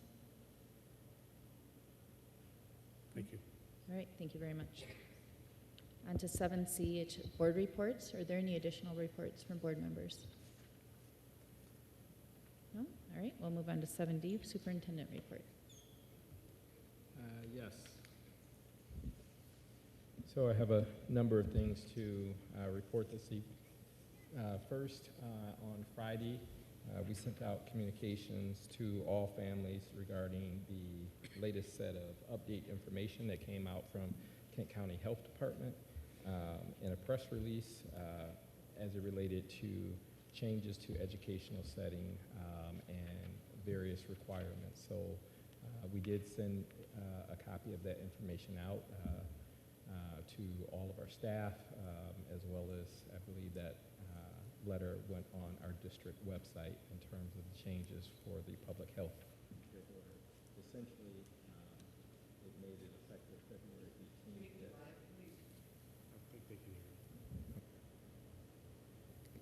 Can we hear now?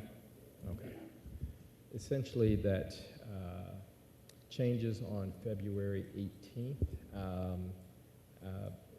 it was the expiration of the indoor mask requirements from our Kent County Health Department.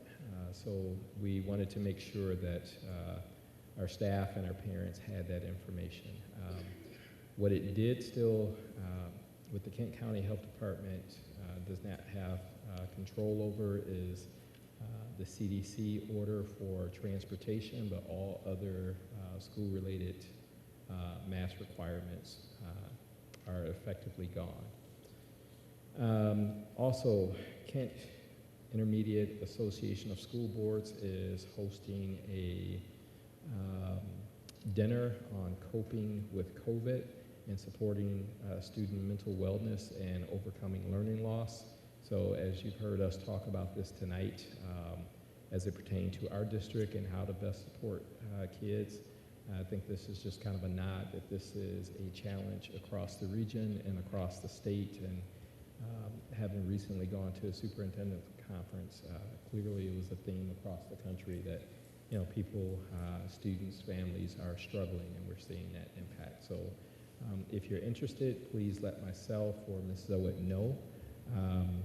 And we'd hope to find out by Wednesday so that we can get you registered for that meeting. It is March 10th, or that dinner, March 10th from 6 p.m.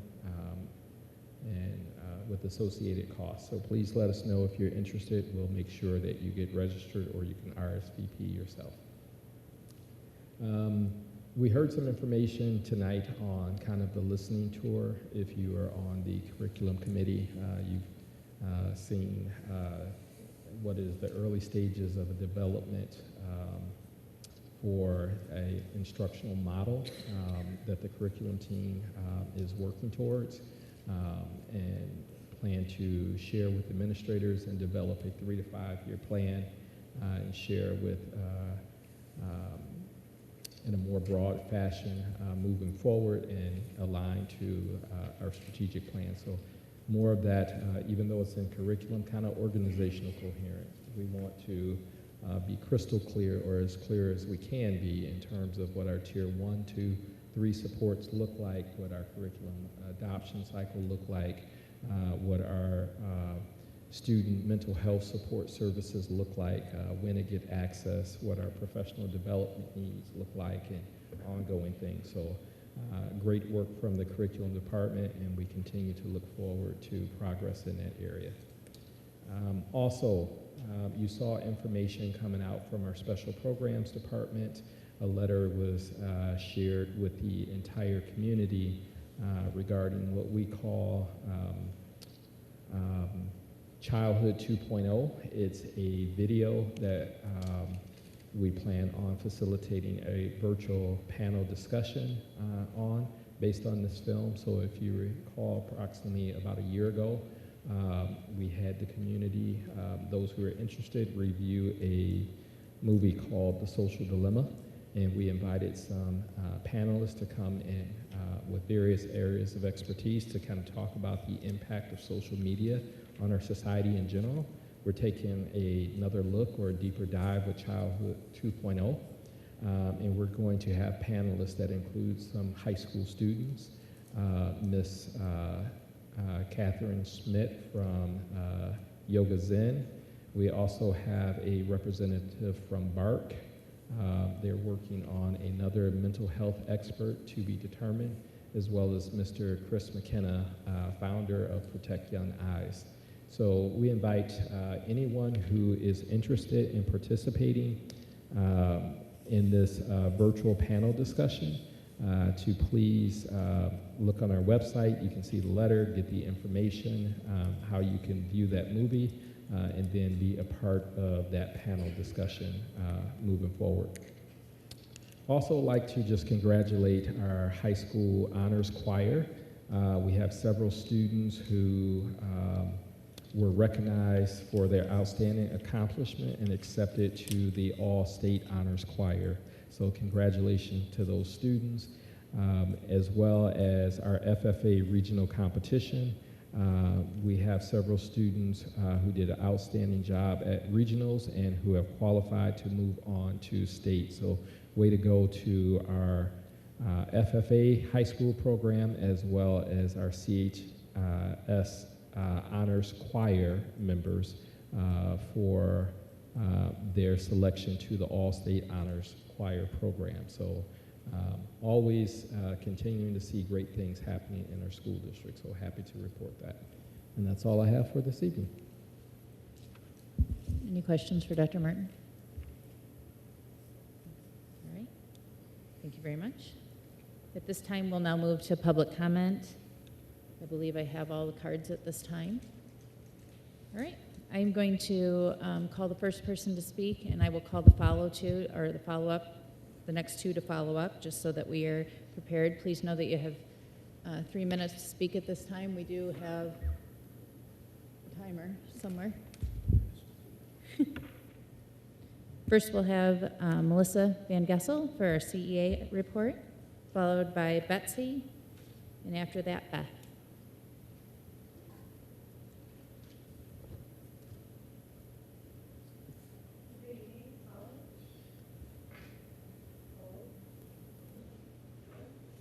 Is it on the? I think he's working. Hang on, he's doing something. He's scrambling up there. I see movement. We could probably swap with the one right here, couldn't we? Yeah. Hang on. Sarah's on it. Or maybe not. There we go. I just wanted to mention on behalf of the CEA that we appreciate that the administration has seen the toll that COVID has taken this year, and the recent emails in regards to COVID sickness forgiveness and merit pay were well received by our teaching staff, so thank you for that.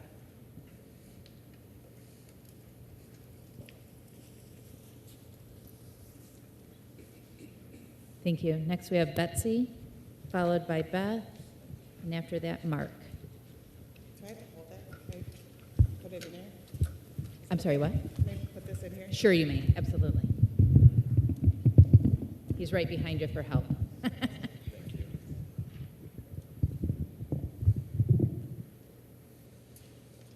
So I'm going to do something a little different and not complain and yell at you tonight. Kind of. It's Black History Month. I know I've had this discussion with some of the board members before. I don't think that the school teaches enough on a regular basis about Black history. I'm only speaking from experience because I talk to my son every day about what he's learned. And he told me, of course, Martin Luther King and Ruby Ridge. To me, that's not acceptable. Black History Month is almost done, and the knowledge my son is getting isn't okay with me. So I went through and I printed out some prominent African American people that had changed society, changed their country. Now I did run out of ink, so I wrote some names on a couple of back. But I think that maybe the curriculum board or someone should go over it. I mean, you're really shortchanging our kids. We hear that history's whitewashed. Well, it's whitewashed because it's what they're learning in school. It doesn't have to be. If I can learn this stuff in an hour, it shouldn't take long for someone to come up with things. But I also learned most of this stuff in high school or in elementary school and junior high. I did go to a different school, but it's time for some changes. We talk about diversity, equity, and inclusion. Well, here's a start, and it's a positive start. Minority kids don't have to be left out in history, but our school is leaving them out. So I'm just gonna give this to you. That's all I have today. No complaining. That's it. Thank you. Next we have Beth, followed by Mark, and then Justin.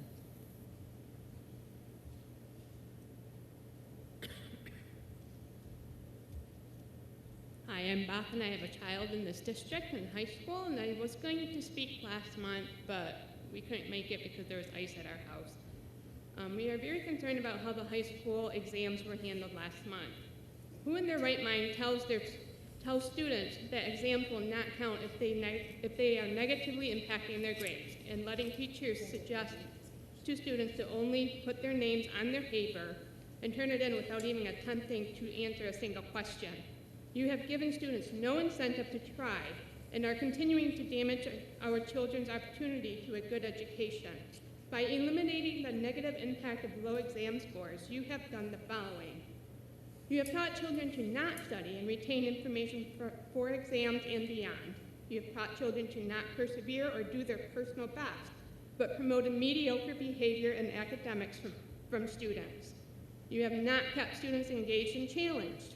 You have not helped our children prepare for college because colleges still do cumulative exams and students that go into trades with rigorous exams. You have not taught the students how to prepare for exams and how to handle stress from them in their formative years, creating a more unstable and volatile adult in their future with not having the coping skills for them. You have not taught the students to take pride in their hard work and what they can do. You have greatly undermined our teachers. They were all told all semester long that exams would be the normal format and not deviated from it. Because they were told this and they believed this was the case and had their grading weighted accordingly. Had they known this was even an option, they would have weighted things differently in the scores. When manipulating the numbers like you have allowed, it does not make the district look better with students having false high scores. It will catch up not only to these students later in their lives, but also the building administration, the district, and you who are sitting in the seats on the stage before us. You may think I don't know all of the details. I have done my work and asked questions from many people concerning this. I asked a board member, students, administration staff, and teachers what exactly was going on and whose idea it was to allow the tampering of the exams. Things do not add up, and it appears that it is an upper level problem and not the teachers. When I asked a board member if they knew what was going on, this person was not aware because they do not receive high school communication. This person questioned the superintendent and he told this board member that it will only affect students that were impacted by COVID quarantine. This is false and a lie because it applied to every student that had a score that negatively impacted their class grade. I asked the assistant principal whose idea this was and the reason for this.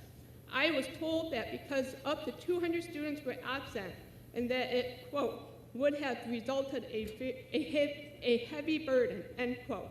While 200 may seem like a lot, that is only 13% of the 1,491 high school student population. I would like to also point out that there is a weekly mandatory study hall class that all students must do, so why was this time not used to make up exams? Using the excuse that it would have been too much of a burden with starting a new semester is a bunch of baloney, because I went through this exact experience of missing exams when I was in 10th grade and had the chicken pox. I actually had more study time for the exams than my peers. When I asked staff questions about the exams, I was informed that they were not asked, and department heads were also not asked what their expert opinion was. Do you see why parents are not trusting of our school administration and Board of Education? I would like to read the district's mission statement. It states, in pursuit of excellence, Caledonia Community Schools will empower and equip all persons to achieve their best by ensuring the highest quality.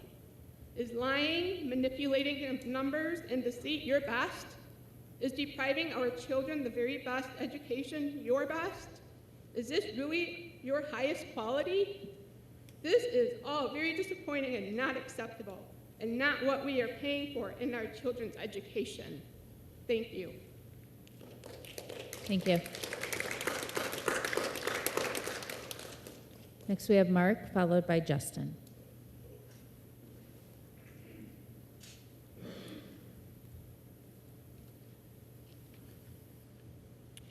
Hi there. My name is Mark Hardy.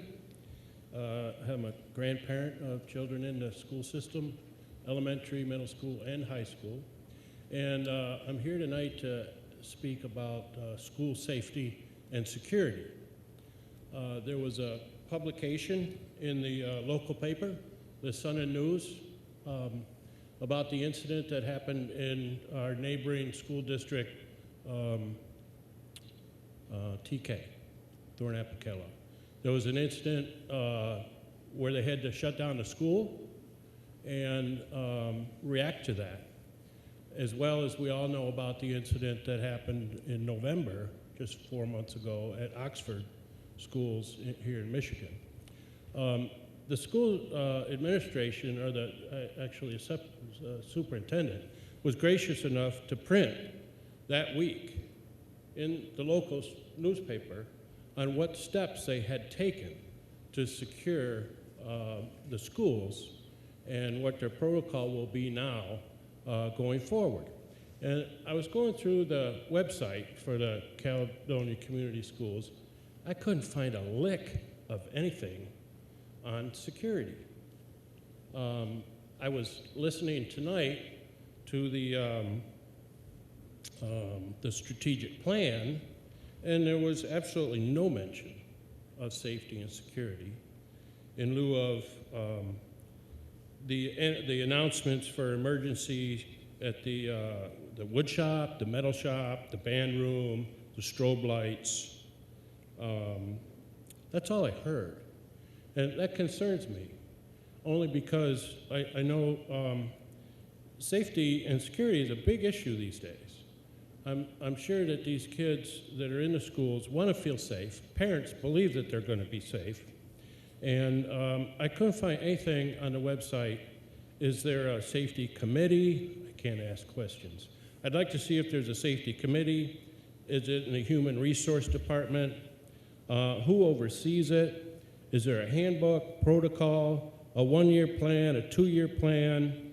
I hear that there's no money for another SRO, or maybe 2, where Thornapple has 3. We heard tonight about one-time extra funding.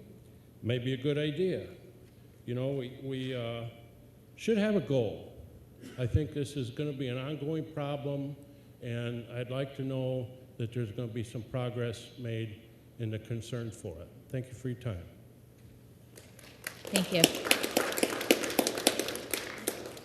Justin? Good evening. My name's Justin Nichols. I have 6 kids in Caledonia. I'm going to talk about the same thing Mark was talking about just before. The goals at a glance, there was a sentence or 2 that talked about safety, but it was only in the context of contact tracing and hiring someone for COVID. It didn't talk anything about actual school safety. The community has asked a lot recently about the school safety. The dialogue with Doc, which was a great meeting on the safety side of things. Officer Frederick stated another SRO would be helpful. Dr. Martin stated that it was too expensive. So my question is, has anyone called Middleville? How can they afford 3 retired police officers? We are a better funded school system. How come we cannot? So that's my first question. How can they afford 3? And has anyone called to ask that question to them? Number 2 would be, how and how much funds are going to be adjusted for the next year's goals at a glance so that we can add 1 of those or 2 of those safety officers? And my third question is, talking about the school computers that are issued to all the students, how is there no safety controls on there or parental blocks so that the young elementary students can't accidentally or purposely look up or see inappropriate materials? So, thank you.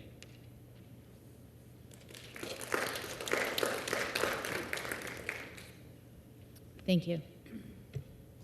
All right. At this time, we're going to move on to 9, which is a bus stop change request. Brandon? All board members will find that you had some printed copies provided to you.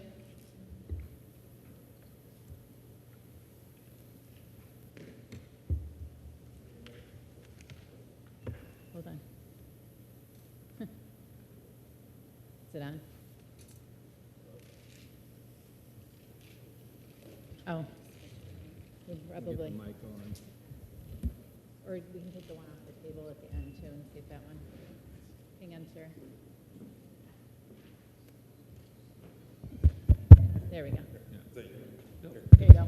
We'll swap. Hello? My name is Brandon Cavanero. I'm representing Summerwind Association. I want to thank you all for hearing my appeal tonight.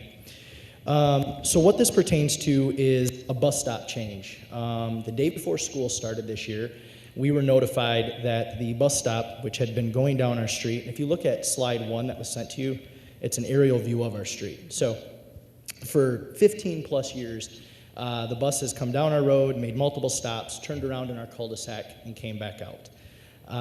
Never seemed to be a problem. I'm not aware of any incidents, and I've lived there since 2009. So it's always worked well, never had any issues. The bus stop, if you look at slide 2, there's an aerial view of a close-up of the new bus stop. So essentially they want all the children to come down the road and sit on the edge of Patterson and get picked up from there. In a normal street, I don't see a problem with it, right? I'm sure there's plenty of private roads and cul-de-sacs throughout the district that this works just great. Unfortunately, Patterson has, or this particular stop has many safety hazards and concerns. First of all, Patterson is an extremely busy road. So I actually reached out to the road commission to find out how busy is. 4,400 cars a day, which in their words is extremely busy. I would think that would definitely put us top 5, probably top 3 for busy roads in the district. I mean, M37 is obviously number 1, but a lot of streets or a lot of roads, nothing compares to that as far as traffic volume. The other issue that Patterson has is the amount of gravel pits that are on the road. So we get a lot of construction traffic. So the gravel trains, which for those of you who don't know, is a semi-truck pulling 2 dump trailers. Side note, I'm in the transportation industry as well. I sell semi-trucks, I sell gravel trains. I deal with that on a regular basis. I've been in this industry for over 8 years. So I'm well aware of what they are and what they can do. A gravel train fully loaded weighs 164,000 pounds. In comparison, a normal semi-truck going down the road that you see all the time, 80,000 pounds. Your passenger car that you probably drive on a daily basis, 4,000 pounds. So to see the kind of damage that a gravel train can do to a bus is insurmountable, okay? So you have high traffic, gravel trains, and then the other unique safety concern with this stop is that line Patterson. Now, if you go to slide, I'm going to kind of bounce around here on you a little bit, slide 4, the trees are far enough off of Patterson, and Kyle, you kind of brought this up in the committee meeting, that it isn't a problem for visibility when you're pulling on or off of Patterson. Where the problem lies is if you kind of look at slide 2 and slide 4, the bus comes down the apron and then stops blocking Summerwind Drive. So if you can kind of imagine a bus parking across the road, that's where the bus stops. The problem is as the bus is coming down that apron, traffic coming out of Summerwind can't see the bus, and the bus can't see the traffic. So both vehicles are going to meet at that intersecting point, and I had it happen to me. So I was leaving for work one morning, and the bus had 5 cars behind it. I know it had 5 cars behind it because I had to count the cars, because once the bus got on the apron, I couldn't see the cars anymore. Fortunately, I counted them, waited for them all to pass, and then I had to move so the bus could come into the stop. Again, another safety problem. You'll also see in slide 5 the traffic that backs up down the road. What's that slide here? Yeah, slide 3, I'm sorry. Slide 3 and slide 4, or 5, slide 3 and slide 5. So all the parents line the road. Now, in Mr. Morris's, or Mr. Hess's report, rather, sorry, they talk about it's reasonable, or it's a state or state, I don't know how to say this. Basically, the state sets a level that the expectation is that a student can walk down the street, okay? Our street does not have sidewalks, so therefore in the winter that makes things extremely difficult. So now you have children, elementary age, walking down the street with traffic. So the parents bring the students to the end of the road. There's, on a normal day, 6 cars lined up there, okay? Now you've got a 2-lane, and our private drive, mind you, is 2 lanes wide. It's not one of these little itty-bitty ones. I've seen them. You can't get a bus down. You can't get anything down it. This is a 2-lane ride road, or a 2-lane wide road. So traffic goes out around it, and again, if you look at the slide 3, you got a cement truck coming out with kids that are trying to get out to go to the bus. Again, safety concerns, like it's not necessary. Just have the bus come down the road like it had been for 15 plus years, and we avoid all this. Now, when I met with Dr. Martin, one of the things that he brought up was, well, this is more of a street problem, our association's problem. And he's right on the level that, yes, that is a problem of ours with all the cars lined up. However, it's created by the problem of the bus now at the end of the road. If the bus wasn't at the end of the road and came down the road like before, that problem doesn't exist, okay? These pictures are from the morning. The afternoon, from what I understand, I'm not there, I'm usually at work, way worse, way more chaotic. I did get one picture. Slide 6 shows a FedEx truck going around the school bus while the kids are unloading and coming down our road, and then slide 7 just kind of shows the FedEx truck continuing on. Now, one thing that we've witnessed, and Dr. Martin went to sit when he watched the stop, we have seen the bus come in with its reds flashing, with its yellows flashing, with its hazards on, and with nothing on. If the school bus driver doesn't know what he's supposed to be doing when he brings the bus into the stop, how is the cars and traffic around them supposed to know what they're supposed to do? So going back to my gravel trains, right? Imagine you have a bus that the car around it doesn't know what to do. We've watched cars pass the bus. We've watched cars stop for the bus and another car pass an oncoming traffic to go around the bus. Now you're in a gravel train that weighs 164,000 pounds, and all these cars are stopping and going and not knowing what to do. I'm telling you, I am licensed to drive those vehicles. They do not stop on a dime.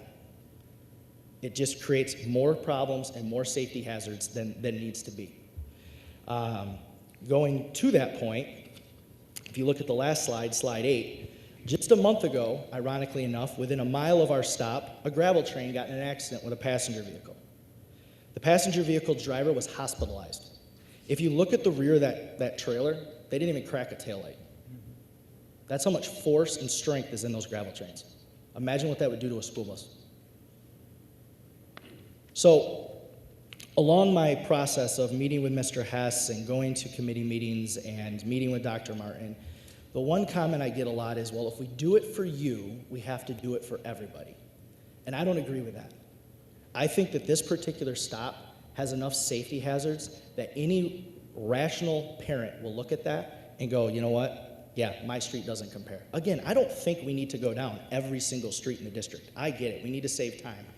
But in this particular stop, the extra 5 minutes it's going to take to go down the street is putting this district at too much risk for a child to be hurt or multiple children. Now, in Mr. Hess's report that he's probably going to present to you, he's going to talk about how you don't want a school bus to back up in any cost, right? Again, I have my CDL. I would much rather drive a bus and turn around in a cul-de-sac that's completely empty with no traffic than to try to merge onto Patterson after I haven't stopped traffic because they're still moving and look out a mirror about the size of this paper. And keep in mind, a bus does not accelerate like your passenger vehicle does. Another thing that he's going to bring up is private roads are not public roads. Totally understand. And I have been down some private roads that I would not want to bring a bus down. Ours is not one of them. It's very wide. It's easy to get in and out of. And again, it has not been a problem in 15 plus years. Again, state standard, you can have a stop at the end of a road. It's fine. But I think each stop needs to be measured on its own merits. Again, I've gone over the particulars of how this stop is not safe where it's currently at. Again, I think there's plenty of streets in our district that's not a problem, off less busy roads with less traffic. He's going to bring up how it's not a hazard light stop. I talked about it a second ago. We've seen it used all different ways. When Dr. Martin watched it, he admitted that it wasn't done properly and that he was going to talk to Mr. Hess. So again, if the school bus driver doesn't know what's supposed to happen, how is the traffic supposed to know? Again, to Dr. Martin's comments in the meeting we had, he admitted that this is not a great stop. If it's not a great stop, let's just fix it. I just don't understand why it's that difficult. He's going to talk about how construction traffic is present throughout the district. No other road that I know of in our district has 4 or 5 gravel pits on it. And we just do. We're just in a gravel belt. It is what it is.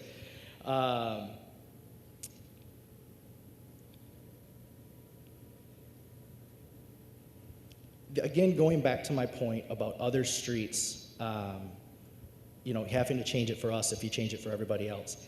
I don't know of any other streets that have worked their way all the way up to the school board to have this conversation. I could be wrong, but I don't know of any. So it is critically important to me and the rest of our neighbors, some of them are here present today, that we change it and that we get the bus to go down the road and avoid any of the safety concerns. If you have any questions, I'm more than willing to answer, but the one thing I'm going to ask all of you to do, I know you're all parents, right? And I have an 8-year-old, a 4-year-old who's soon to be going into kindergarten, and a 3-year-old. We all can relate to that 5-year-old going to their first day of kindergarten, right? That little child going down, every parent has it, right? Now picture pushing your 5-year-old child for the first day of school up on Patterson with all that traffic going on. See why I'm here? Any questions or anything that I can answer to kind of explain this better? Go ahead, Tim. In slide 6 and in slide 7, there's a school bus. It looks like it's behind or it's entering the picture. Yeah, yep. What is that, if you remember? I do not remember what that school bus was there for, but it was the second bus. But to that point, last year we actually had a school bus get in an accident, not this district, another district. Fortunately, no children present, but that bus was hit about a quarter of a mile, eighth of a mile from where the stop is, and rolled into a field. Any additional questions at this time? All right, we can certainly circle back if there's additional questions after Mr. Hess speaks too. Perfect. Thank you very much. Thank you.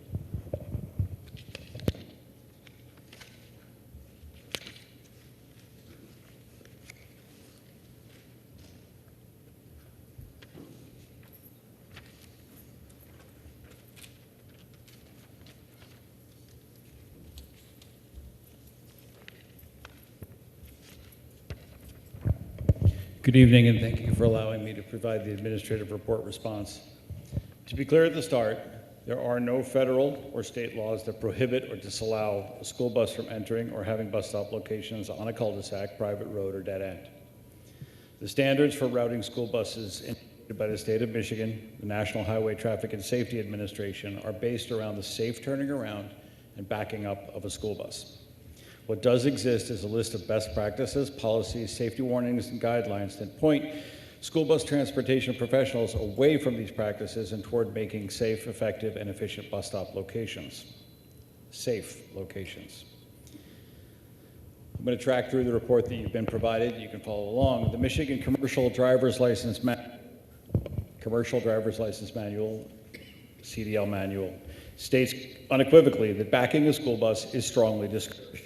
You should back your bus only when you have no other safe way to move the vehicle. You can see the many bullet points involved with the safe turning around, the safe backing of a school bus vehicle, and I enjoin you to look at those steps and make them with a busload of kindergarten through 4th grade students. One of the notations is to provide a lookout. In this instance, we do occasionally try to provide a lookout based using a student at the back of the bus, asking them to, yes, unsafely leave their seat and look out the window and try to tell the bus driver if they're approaching something.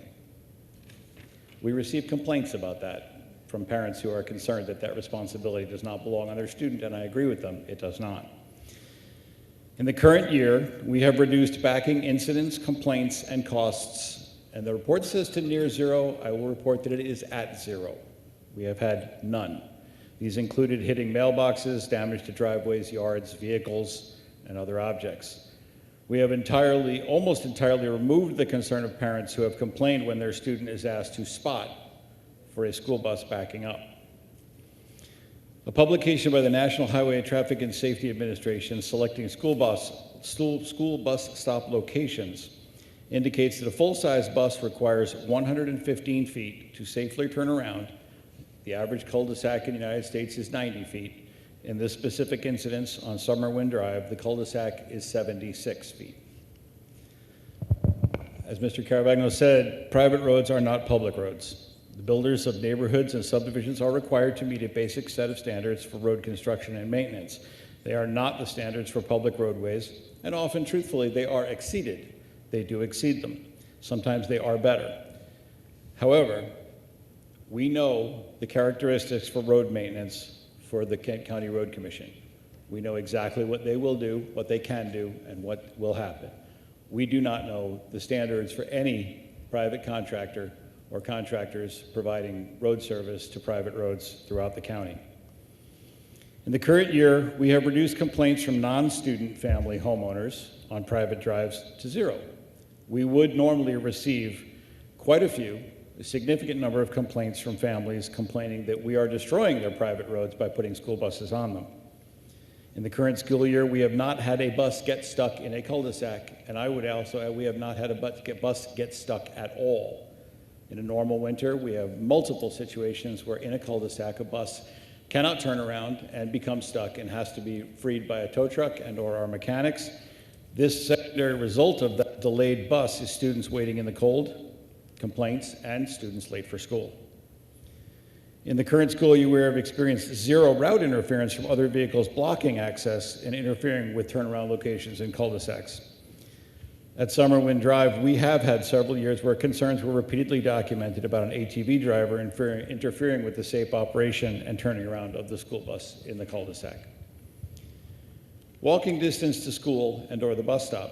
The state of Michigan has established that students living within 1.5 miles of a school are not eligible for school bus transportation unless a walking route hazard has been identified by the school district. Walking route hazards include items such as railroad tracks, industrial sites, and criminal sex offender registry locations. The state has also established that no law specifies the maximum distance a student may walk to a bus stop, and that it is the responsibility of the parent or legal guardian to see their child get safely to and from the bus stop. The school district provides transportation as a non-mandated service. In this instance, the 1.5 mile requirement, or I should say, for non-transportation where students are in a walk zone around a school has no qualification for sidewalks, nor does it have a qualification for even pavement. Simply route hazards that can be clearly identified. In the case of Summerwind Drive, there are no sidewalks. We agree. There is a fully paved 2-lane road.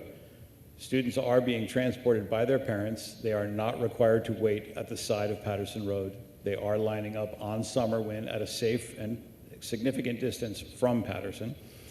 The longest walk requirement on Patterson Road would be 0.39 miles. For a student. The second longest would be 0.18 miles. Bus stops at the entrances to private drives, cul-de-sacs, and dead ends is an established best and normal practice. We've established that turning around the bus can be challenging, is dangerous, and is taking more room than we have, so we're required to back the bus up.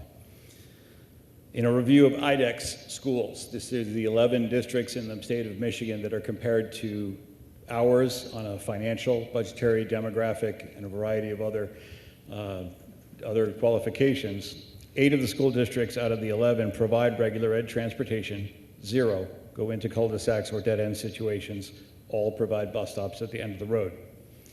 In a review of the Kent County ISD area school districts, 19 districts provide regular ed transportation. 0 go into cul-de-sacs or dead-end situations.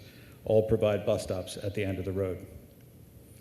Safe, efficient, and effective routing. The Caledonia School Strategic Plan and the significant changes to school bus transportation for Caledonia referenced 2 strong objectives: to establish a higher level of efficacy and efficiency in routing that maintains safety and reduces district costs.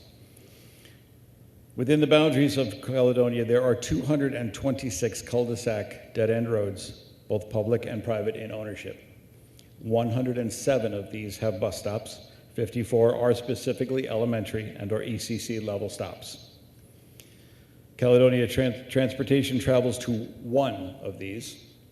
So of all the districts around, we travel to 1 of these near Garbo Lake because of a significant distance that the student would be required to walk to the bus stop, greater than a mile. And we are in the process of determining options for the bus stop that will change it in the future. To establish a 60-minute maximum ride time for students in recognition of health and safety. In the 2021 school year, prior to the implementation of elementary routing, there were 22 elementary boundary routing, there were 22 elementary bus routes with a ride time greater than 1 hour for students. It is not just the boundary application or the removal of the transfer that has given us 0 routes where students are riding the bus for over an hour. It is many changes and many hours of effort on the part of our transportation department that has made that changes, including end-of-road bus stops, many of them. In the 2021 2-year following the implementation of the boundary system and efficiency and routing, like I said, we have 0 students riding the bus for greater than 1 hour at the elementary level. The current bus stop is identified as a hazard light stop. A hazard light stop is one that is performed only using the hazard lights of the bus. It does not require the overhead yellows or reds be activated at all. If this has happened, it has been a mistake and it has been corrected and addressed every time to ensure the safety. This type of bus stop was codified into Michigan in 2004. The school bus is fully out of the lanes of traffic. No students cross the roadway, and the school bus does not impede or control the flow of traffic. The style of bus stop was adopted and put into use where applicable and advisable, and it has significantly reduced the number of accidents at bus stops nationwide. Significantly reduced accidents. Where available space is present to pull the bus out of the lanes of traffic, a hazard light stop is in use at almost all subdivision, cul-de-sac, dead-end, and private road bus stops in the state. A hazard light bus stop is extremely common. We use them on M37, which has significantly higher traffic flows, as Mr. Carbagno has stated. In all bus stops, clear visibility of the bus is required. Where the speed limit is greater than 35, the bus must be visible for 400 feet in either direction. The Summerwin bus stop fully meets and significantly exceeds this standard for visibility by vehicles traveling on Patterson Road. The speed limit and traffic patterns of the roadway are a consideration for the placement of a bus stop. They are a consideration, they are not a deciding factor. Many of our roads in Caledonia are 55-mile-an-hour roadways. The average driver does do much faster than that. That's our reality. Truck and construction traffic are present throughout the district. They may not be gravel trains, but they are large vehicles. We have other areas with gravel pits. We have large construction facilities. We have Amazon that hauls semi-tractor trailers all over our main roads. By using the hazard light traffic, we do not impede the flow of that traffic. We encourage it to keep going, and bus drivers are specifically trained very well on how to operate the school bus and how to use the mirrors that are provided for them and how to pull out into traffic safely. In summary, the bus stop location at Summerwin Drive in Patterson is a safe and effective bus stop for the transportation system. It is the same pattern of bus stop that is used in many locations nationwide and throughout our state and district. The use of bus stops at the end of roads, subdivisions, dead ends, cul-de-sacs has dramatically reduced complaints, costs, route delays, vehicle and property damage, and unsafe conditions. The answer to this specific request obviously will determine the future of our routing system. Even if it is just one stop and one change, it will affect and truly, I want to use the word impact because it doesn't quite fit, but it will impact our future routing choices and our routing decisions. So I look to the concept of safety that we have provided. In conclusion, I would like to reintroduce your Caledonia School Transportation Leadership staff to you and to our members of the public that are present.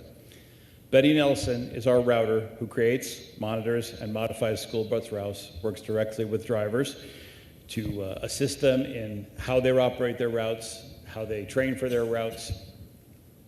Betty has 19 years experience solely in school bus operation, nothing else. She is a CDL certified school bus driver.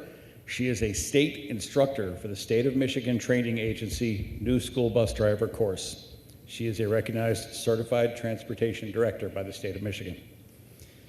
Brenda Witteveen is our transportation director. Brenda has 26 years experience solely in the school bus transportation field. She has worked in both public and school transportation and contract school transportation in a wide variety of management, leadership, and supervisory roles. I am your executive director for operations and transportation. 24 years experience working in school transportation solely and school operations. past recipient Michigan Transportation Supervisor of the Year, 6 years on the executive board and president of the Michigan Association for Pupil Transportation. I've presented at 2 and hosted a National Association for Pupil Transportation conference. I am a recognized certified transportation director and certified operations director with the state of Michigan.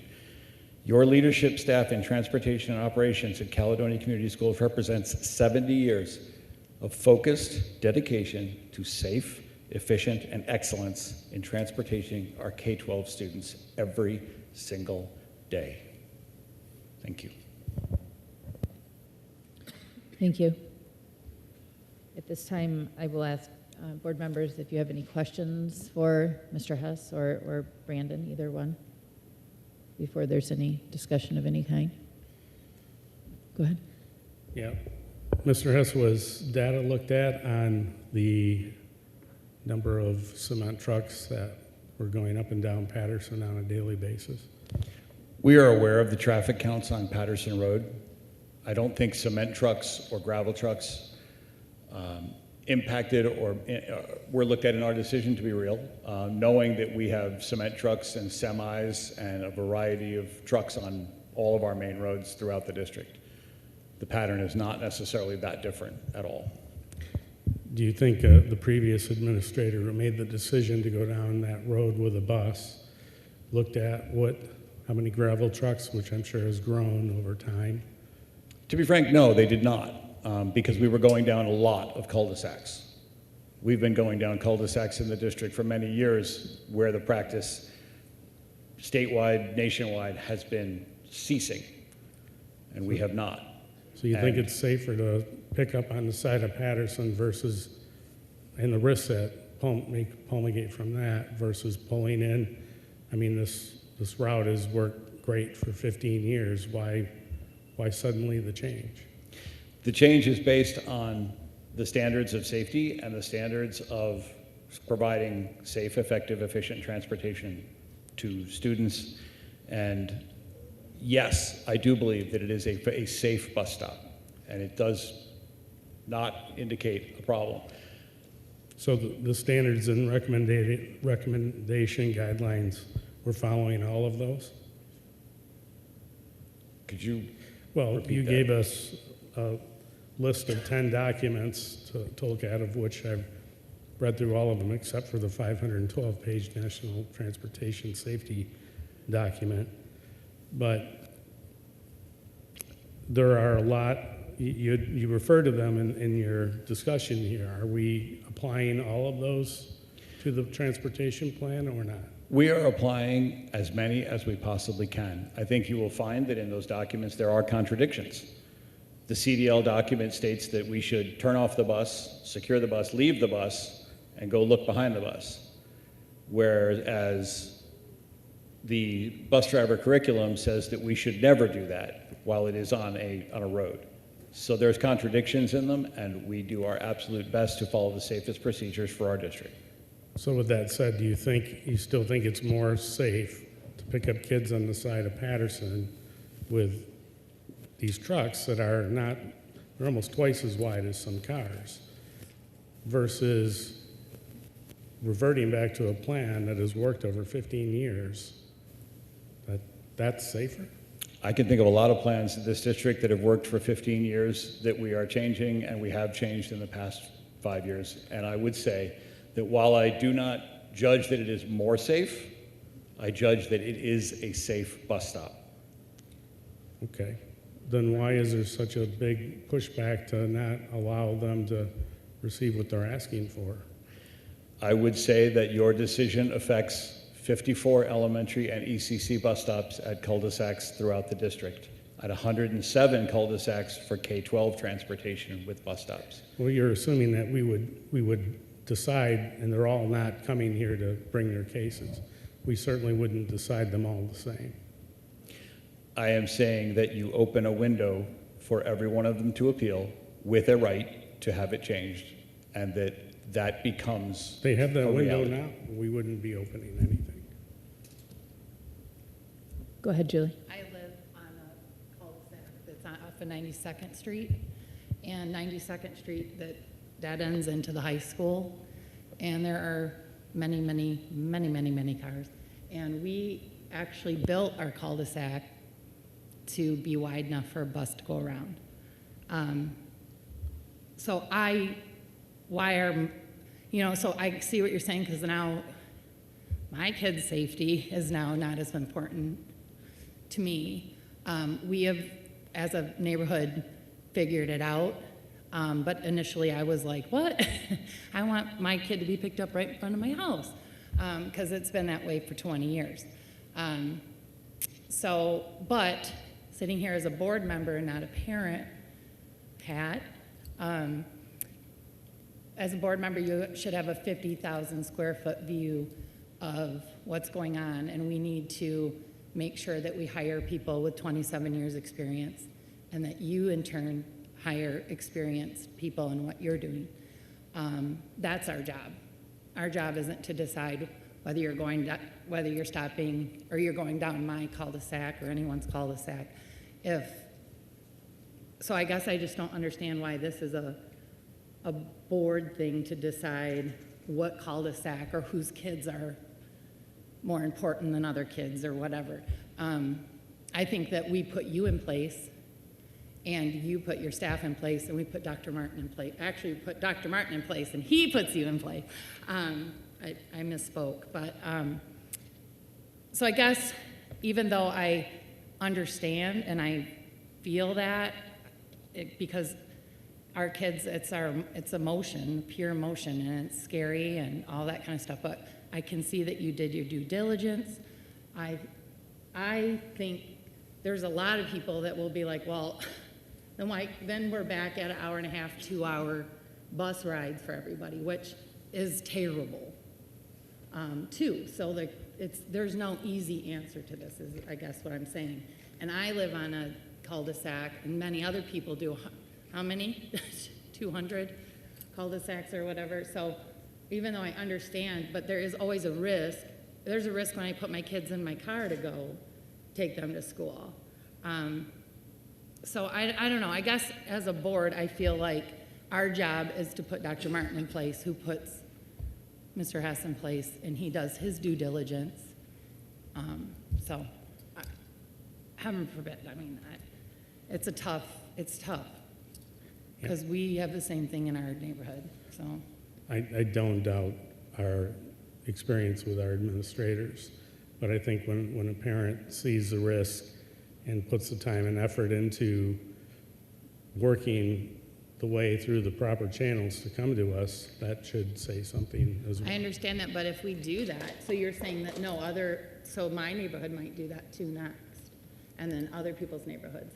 So, I mean, at what point? So I guess what they have to decide is a 2 hour bus ride okay for kids? Or, at some point, there's got to be, we can't have it all, I'm not saying that we are. I just think parents should weigh in, have the ability to weigh in, and we should be understandable enough to know that, well, maybe it worked great for 15 years for a reason. And well, ours did too, but ours did too. Right, I understand that.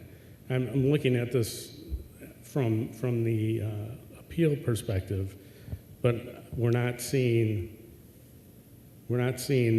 everybody come to the board over an appeal like that, and I would treat it on a case-by-case basis. I would only take that in the form of a question But just to add. because he is educated and it's taken the time to do it, makes those kids on that street more important than the kids on my street. No, it doesn't. Again, I would take that in the form of a question only to add that we receive hundreds of bus stop change requests annually. Hundreds. You do not see them. I have heard them as well. This week, I approved 2 bus stop change requests that made perfect sense and were perfectly safe and were perfectly appropriate because situations had changed. They had made it to me. Most never make it even as far as my level, and I'm step 2. Most of them are addressed immediately by transportation, but we do receive hundreds, and parents do have a voice, and parents are heard, and parents are listened to by our transportation professionals and by B. They are not guaranteed a yes because I listen, but I do listen, and we do listen. Is there any other questions or discussion? I think that there's, certainly there's a couple of, if we're looking at the fact that if it's meeting safety guidelines, you're certainly the professional we hired to put in this position. We understand all that. We're also taking into account as our administrative team, and we thank you for following all the steps and meeting with people along the way, because that's part of what the process is about. So thank you for doing that. So I have one more point I'd like to make. You had mentioned there were 200 requests by parents for changes. We only have one here tonight. So, Sorry, repeat that, please. you had mentioned that there were hundreds of change requests. We have one here tonight. You've made two. So why are we not seeing 200 requests come to the board? Because they're addressed appropriately, either denied or approved or whatever by the transportation department. I only pointed out that I actually approved 2 this week. Right. That came to me, or last week, I should say, I'm sorry, that came to me.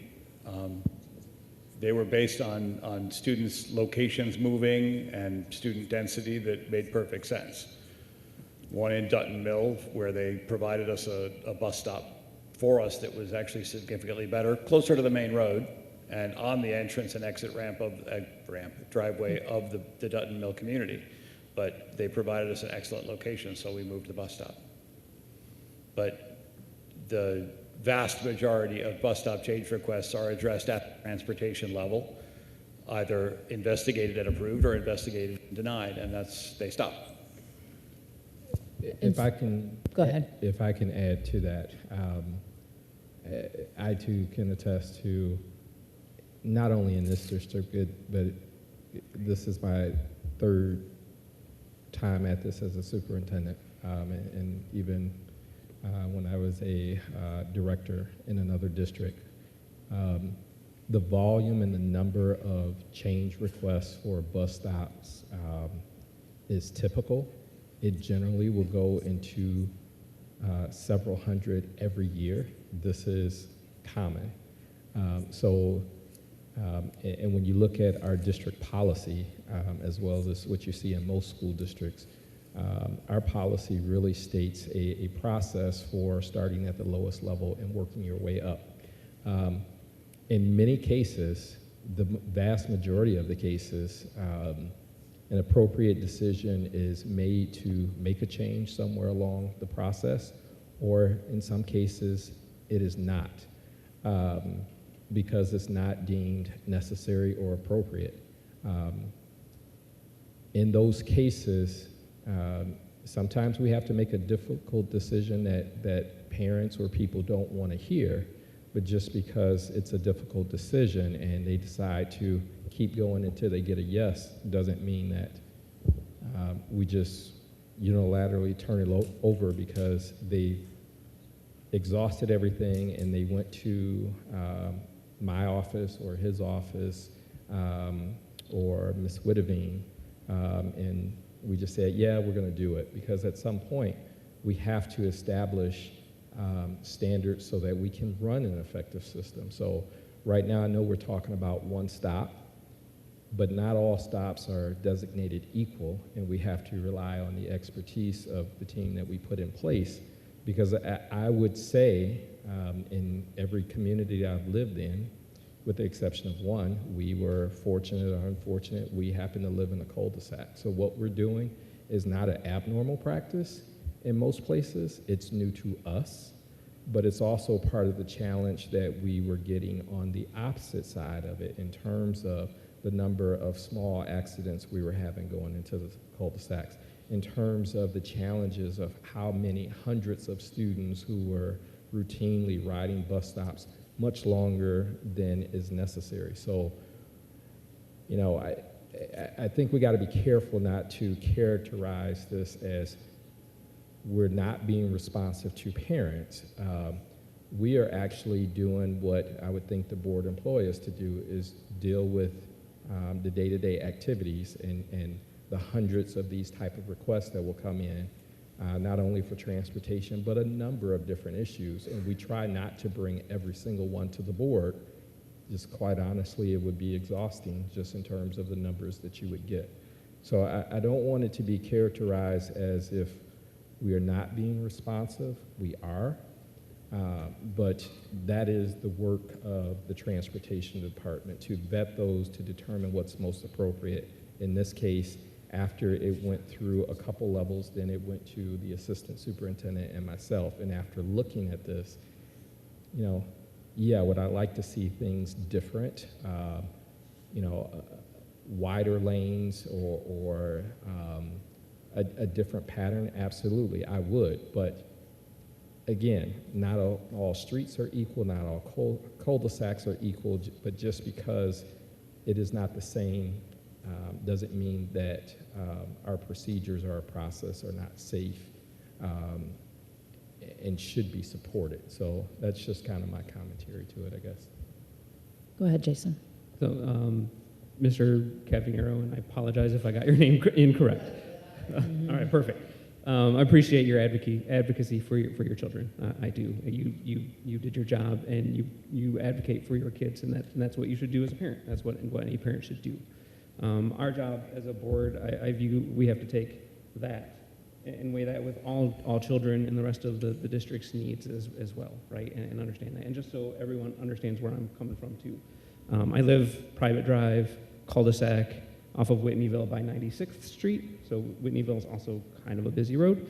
Our neighborhood is actually bifurcated by Whitneyville. So we have on both sides, right? And it's the same stops at the front and all of that. Our neighborhood, private drive, we tried to get the county to plow our road, and the county says, no, your road's not suitable to be plowed. So, you know, I don't know that I would expect a school bus to then come down if the county's saying we can't even bring our plows down your road because we can't do the turnaround. So, you know, that's just my background, so. Our garbage and recycling is picked up every week by two different services, two different companies come down with garbage trucks that are much larger than a school bus. No, they're not. I'm sorry, school buses are 40-foot long, garbage trucks aren't that long. School buses. Can,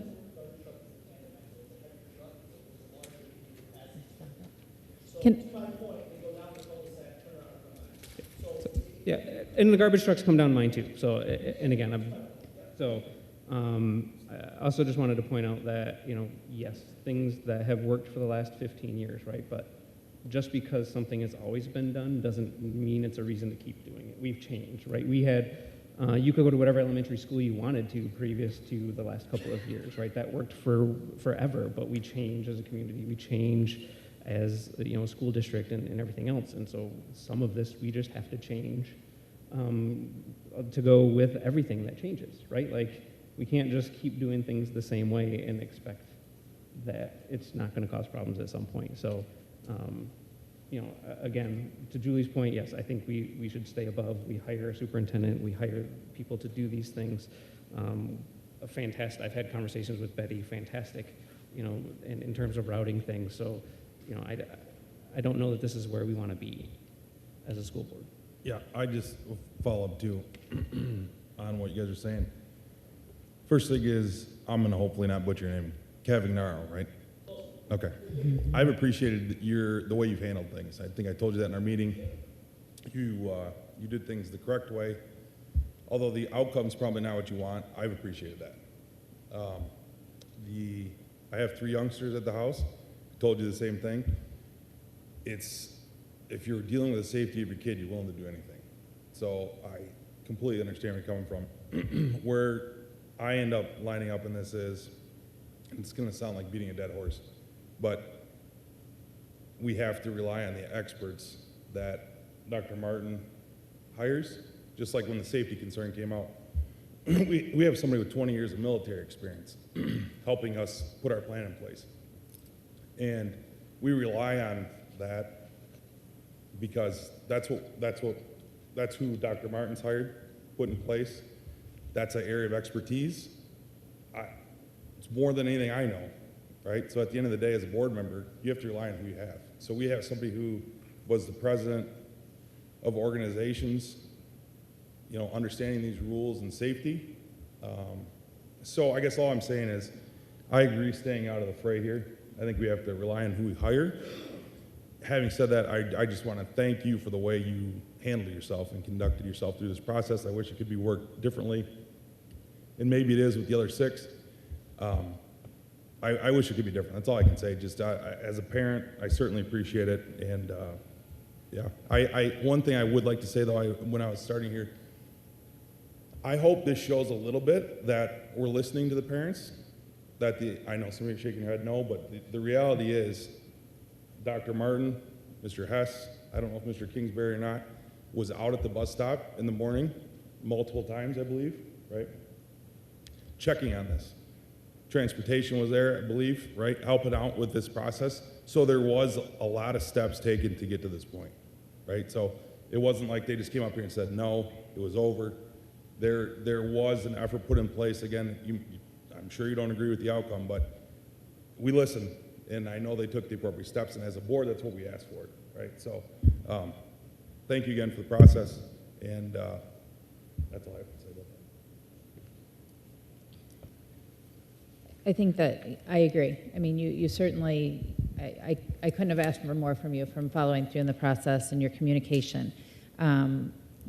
We do have our administrative team in place, and I think often when things come to us for an appeal at the board, there's typically things that we're looking at where there's been a violation of policy or guidelines that create a situation where we're asked to go back and look at it, to reevaluate, something that's perceived as wrong as it's written.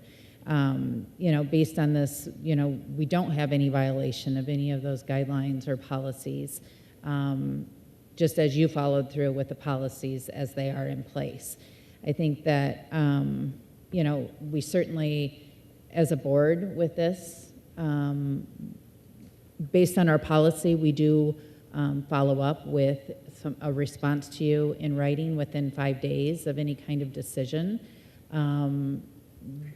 That would be a decision that we either make now that we don't feel like there's a reason to go any farther than this with the board, or if there's some reason why a board member needs more discussion, we are allowed the opportunity to have the next month until the board meeting, in addition to the 5 days to then after to respond based on our policy.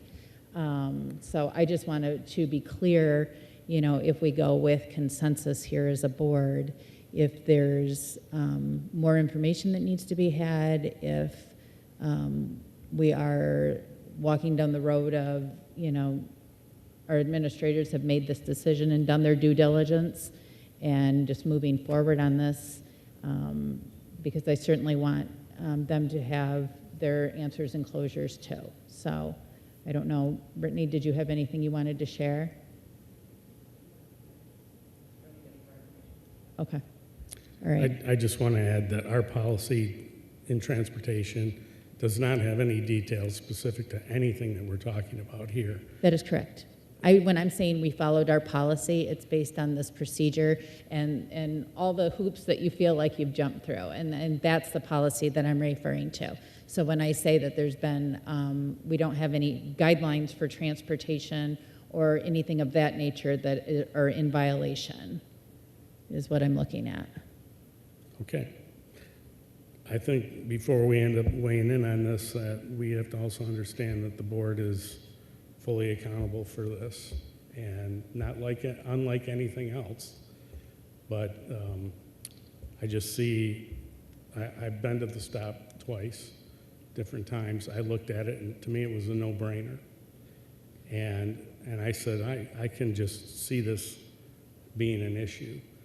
And I don't like to be involved in administrators' work either, but when I see something I believe needs attention, I'm going to get behind it. And that's all I'll say. I do think, just for the record, I do think that, I don't want to speak for everybody, but I do think, if not all, I think most board members did also go out to the site as well. So I don't want to say everybody did, because I'll be proved wrong. But yes, ultimately, I do believe that everybody did, or most people did make a trip out there, drive the road, and at least so that they had some familiarity with the site that we were talking about. at this point in time, I'm not feeling, I don't see that there is support in consensus to ask for it to be changed. So at this point in time, with that being said, there will not be a change asked for at this time. With that being said, though, I mean, certainly as we have policy committee meetings and other things, certainly if there's anything that we need to discuss or look at, that we will follow through on that end. All right? Do we need to call the question on this appeal? Because this doesn't sound like it's an answer. It sounds like more like it's a feeling that we have. We can call it the other way if call you'd the like to. question on the appeal. So what would you like to do? Weigh in as board members where we stand. Okay. I'm in favor of the appeal. Julie? I'm in favor of keeping the same. Kyle? Are we yes, no here? I don't know. Essentially, yes, Tim is looking for to weigh in to make sure that whether you're in favor of remaining the same at this point or. I would keep it the same. Okay.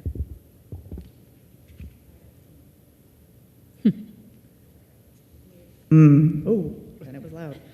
I'm in favor of supporting the decision made by the administration. Okay. Keep it the same. I, at this time, will also support our administration.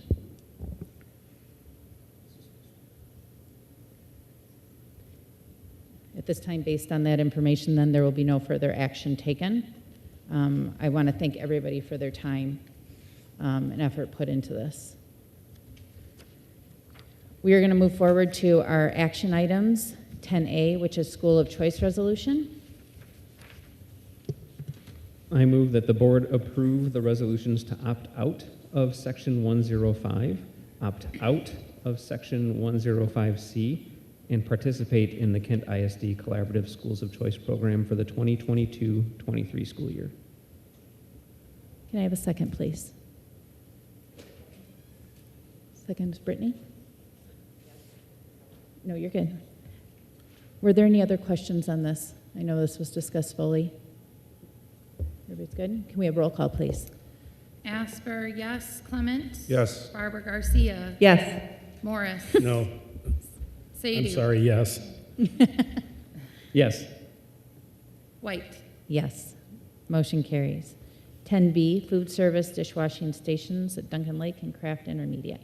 I move that the board approve the purchase to add dishwashing stations to both Duncan Lake Middle School and Craft Meadows Intermediate School from Gold Star Products using food service funds. I'll second. Any further questions on that?